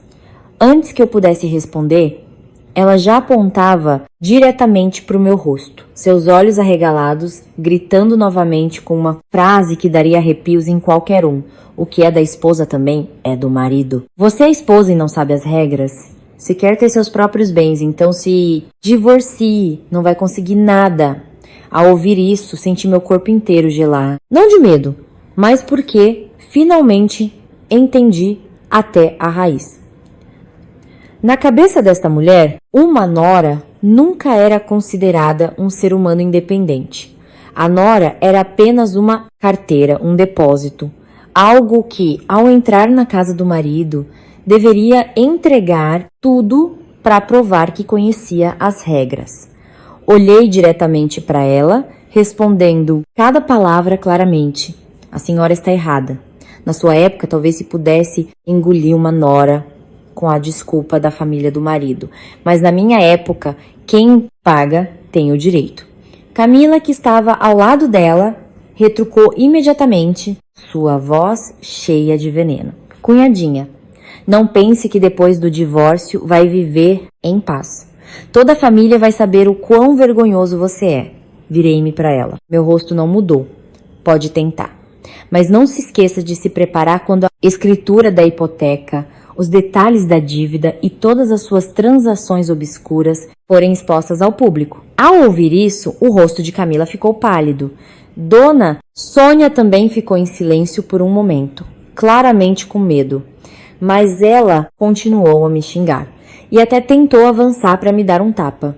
Os gritos de Dona Sônia, os berros de Camila e o desespero de Bruno tentando separar Luz transformaram toda a frente da minha casa em um caos, como um mercado. A segurança do condomínio teve que intervir, enquanto as portas das casas dos vizinhos se abriam uma a uma. Os moradores do condomínio ficaram assistindo ao longo da rua. A dignidade que Dona Sônia tanto se esforçou para manter foi, finalmente, rasgada no pátio da minha casa nova. Em apenas alguns minutos, não quis mais ficar ali. Dei um passo para trás, peguei os papéis do divórcio que já havia preparado na mesa perto da porta e os coloquei diretamente nas mãos de Bruno. O papel tremeu um pouco entre seus dedos. Olhei para ele uma última vez. Minha voz estava muito baixa, mas o suficiente para que os três ouvissem. Você não me perdeu hoje. Você já me perdeu no dia em que você e sua mãe planejaram engolir esta casa. Depois disso, soltei minha mão. Bruno segurou os papéis do divórcio, cambaleou e lentamente sentou-se na varanda da frente. Seu rosto estava pálido, seus olhos vazios, como os de alguém que acabara de perder todas as suas forças. E Dona Sônia, pela primeira vez, não chorou fingindo ser a vítima. Ela chorou porque finalmente percebeu, tarde demais. A carteira que ela pensou que poderia esvaziar por toda a vida havia se fechado firmemente diante dela. Depois que entrei com um pedido de divórcio, tudo aconteceu mais rápido do que a família do meu marido esperava. Talvez antes eles ainda pensassem que eu estava apenas blefando, que uma mulher acabaria amolecendo e hesitando. Mas, desta vez, eu não hesitei mais. Meu advogado trabalhou com muita eficiência. Cada documento foi separado claramente. Cada transação foi verificada com cuidado. A casa foi estabelecida como meu bem pessoal. Não havia mais espaço para ambiguidades. O dinheiro que Bruno havia transferido secretamente também foi exigido que prestasse contas. Tudo estava tão claro que ninguém mais podia usar a desculpa dos sentimentos para se esquivar. De suplicante, Bruno começou a entrar em pânico de verdade.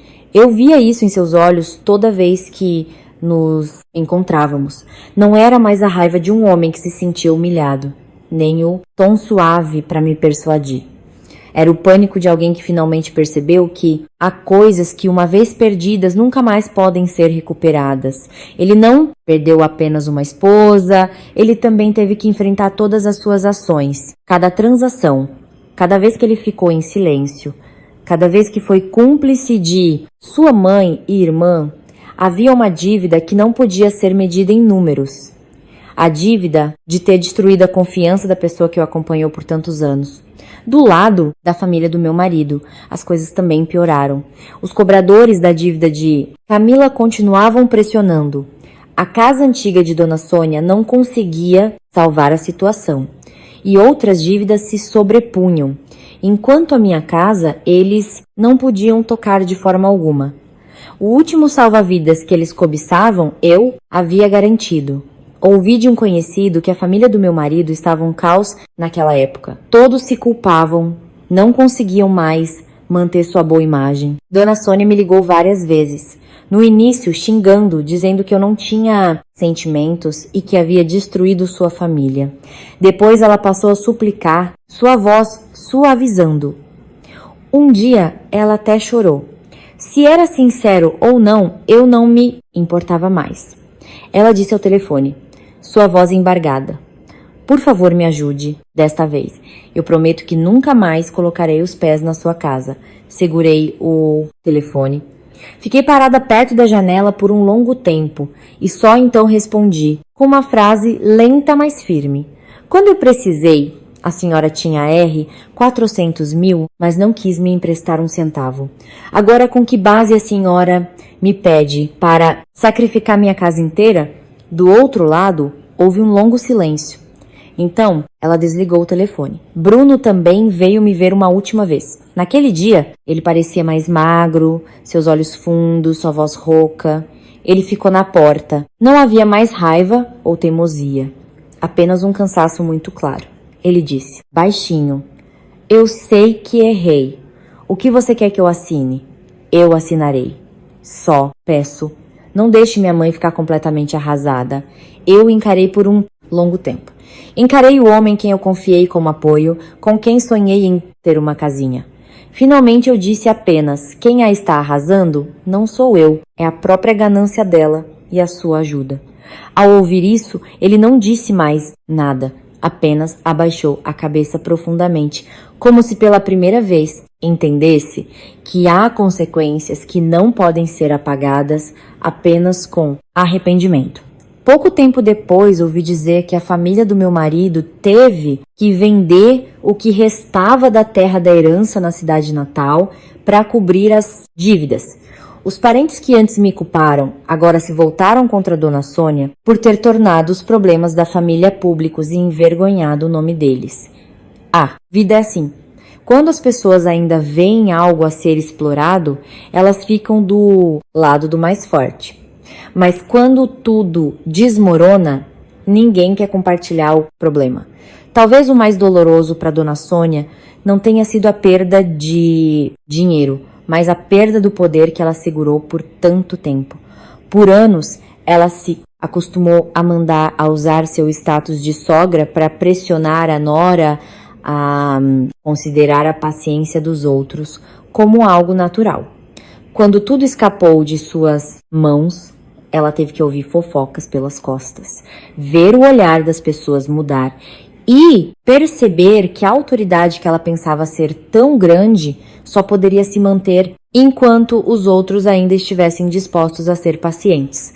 Para mim, no último dia em que Bruno tirou suas coisas de casa, eu não chorei, nem o impedi. Apenas fiquei encostada na porta, observando-o puxar uma mala pelo mesmo caminho que sua mãe percorreu quando chegou pela primeira vez. Tudo parecia um círculo se fechando. A diferença era que o primeiro foi a arrogância de quem queria tomar minha casa E o último foi o silêncio de um homem que havia perdido o lugar onde deveria estar. Antes de ir, ele se virou e me olhou. Aquele olhar não era mais de raiva ou culpa, apenas uma tristeza muito profunda. Como se só então ele realmente acreditasse que tudo havia acabado. Ele fez uma última pergunta. Você já me amou de verdade? Fiquei parada, sentindo uma pequena dor antiga no meu coração, e então respondi baixo, mas claramente: já. É por isso que essa traição custou todo o nosso casamento. Ele puxou sua mala e continuou andando. Eu o observei até sua sombra desaparecer atrás do portão. Então entrei e tranquei a porta com minhas próprias mãos. Uma volta, 2 voltas, 3 voltas. Desliguei a campainha, fechei as cortinas, caminhei lentamente até o centro da sala e me sentei. A casa estava muito silenciosa. Um silêncio que em anos como Nora eu nunca havia sentido. Não havia mais críticas, não havia mais olhares inquisidores. Não havia mais falsos conselhos morais usados para encobrir a ganância. Olhei ao redor da minha casa nova. Esse lugar já foi cobiçado como uma presa. Já foi alvo como uma saída para os erros deles. Mas depois de tudo, este lugar ainda estava aqui, inteiro e tranquilo. E pela primeira vez, senti que esta era realmente a minha casa. Não apenas porque meu nome estava na escritura, mas porque eu a defendi com minha própria dignidade. Minha história não termina com uma vitória barulhenta. Termina com um sentimento de dor e alívio ao mesmo tempo. Perdi um casamento, mas mantive o mais importante: o direito de determinar minha própria vida. Há portas que se fecham não para terminar tudo, mas para impedir as pessoas que nunca nos consideraram família. Naquela tarde, eu estava perto da janela. A luz do sol caía no chão, formando uma longa e brilhante linha. Segurei as chaves com força na mão e, de repente, percebi que a paz não é algo que os outros nos dão. Às vezes, a paz começa no momento em que somos conscientes o suficiente para dizer não, frios o suficiente para fechar a porta e fortes o suficiente para defender a parte da vida pela qual lutamos arduamente. Lá fora, a família do meu ex-marido ainda teria que lutar no caos que eles mesmos criaram. Enquanto eu, pela primeira vez em anos, podia viver na minha própria casa, com a minha própria vida e com a paz que eu mesma guardei.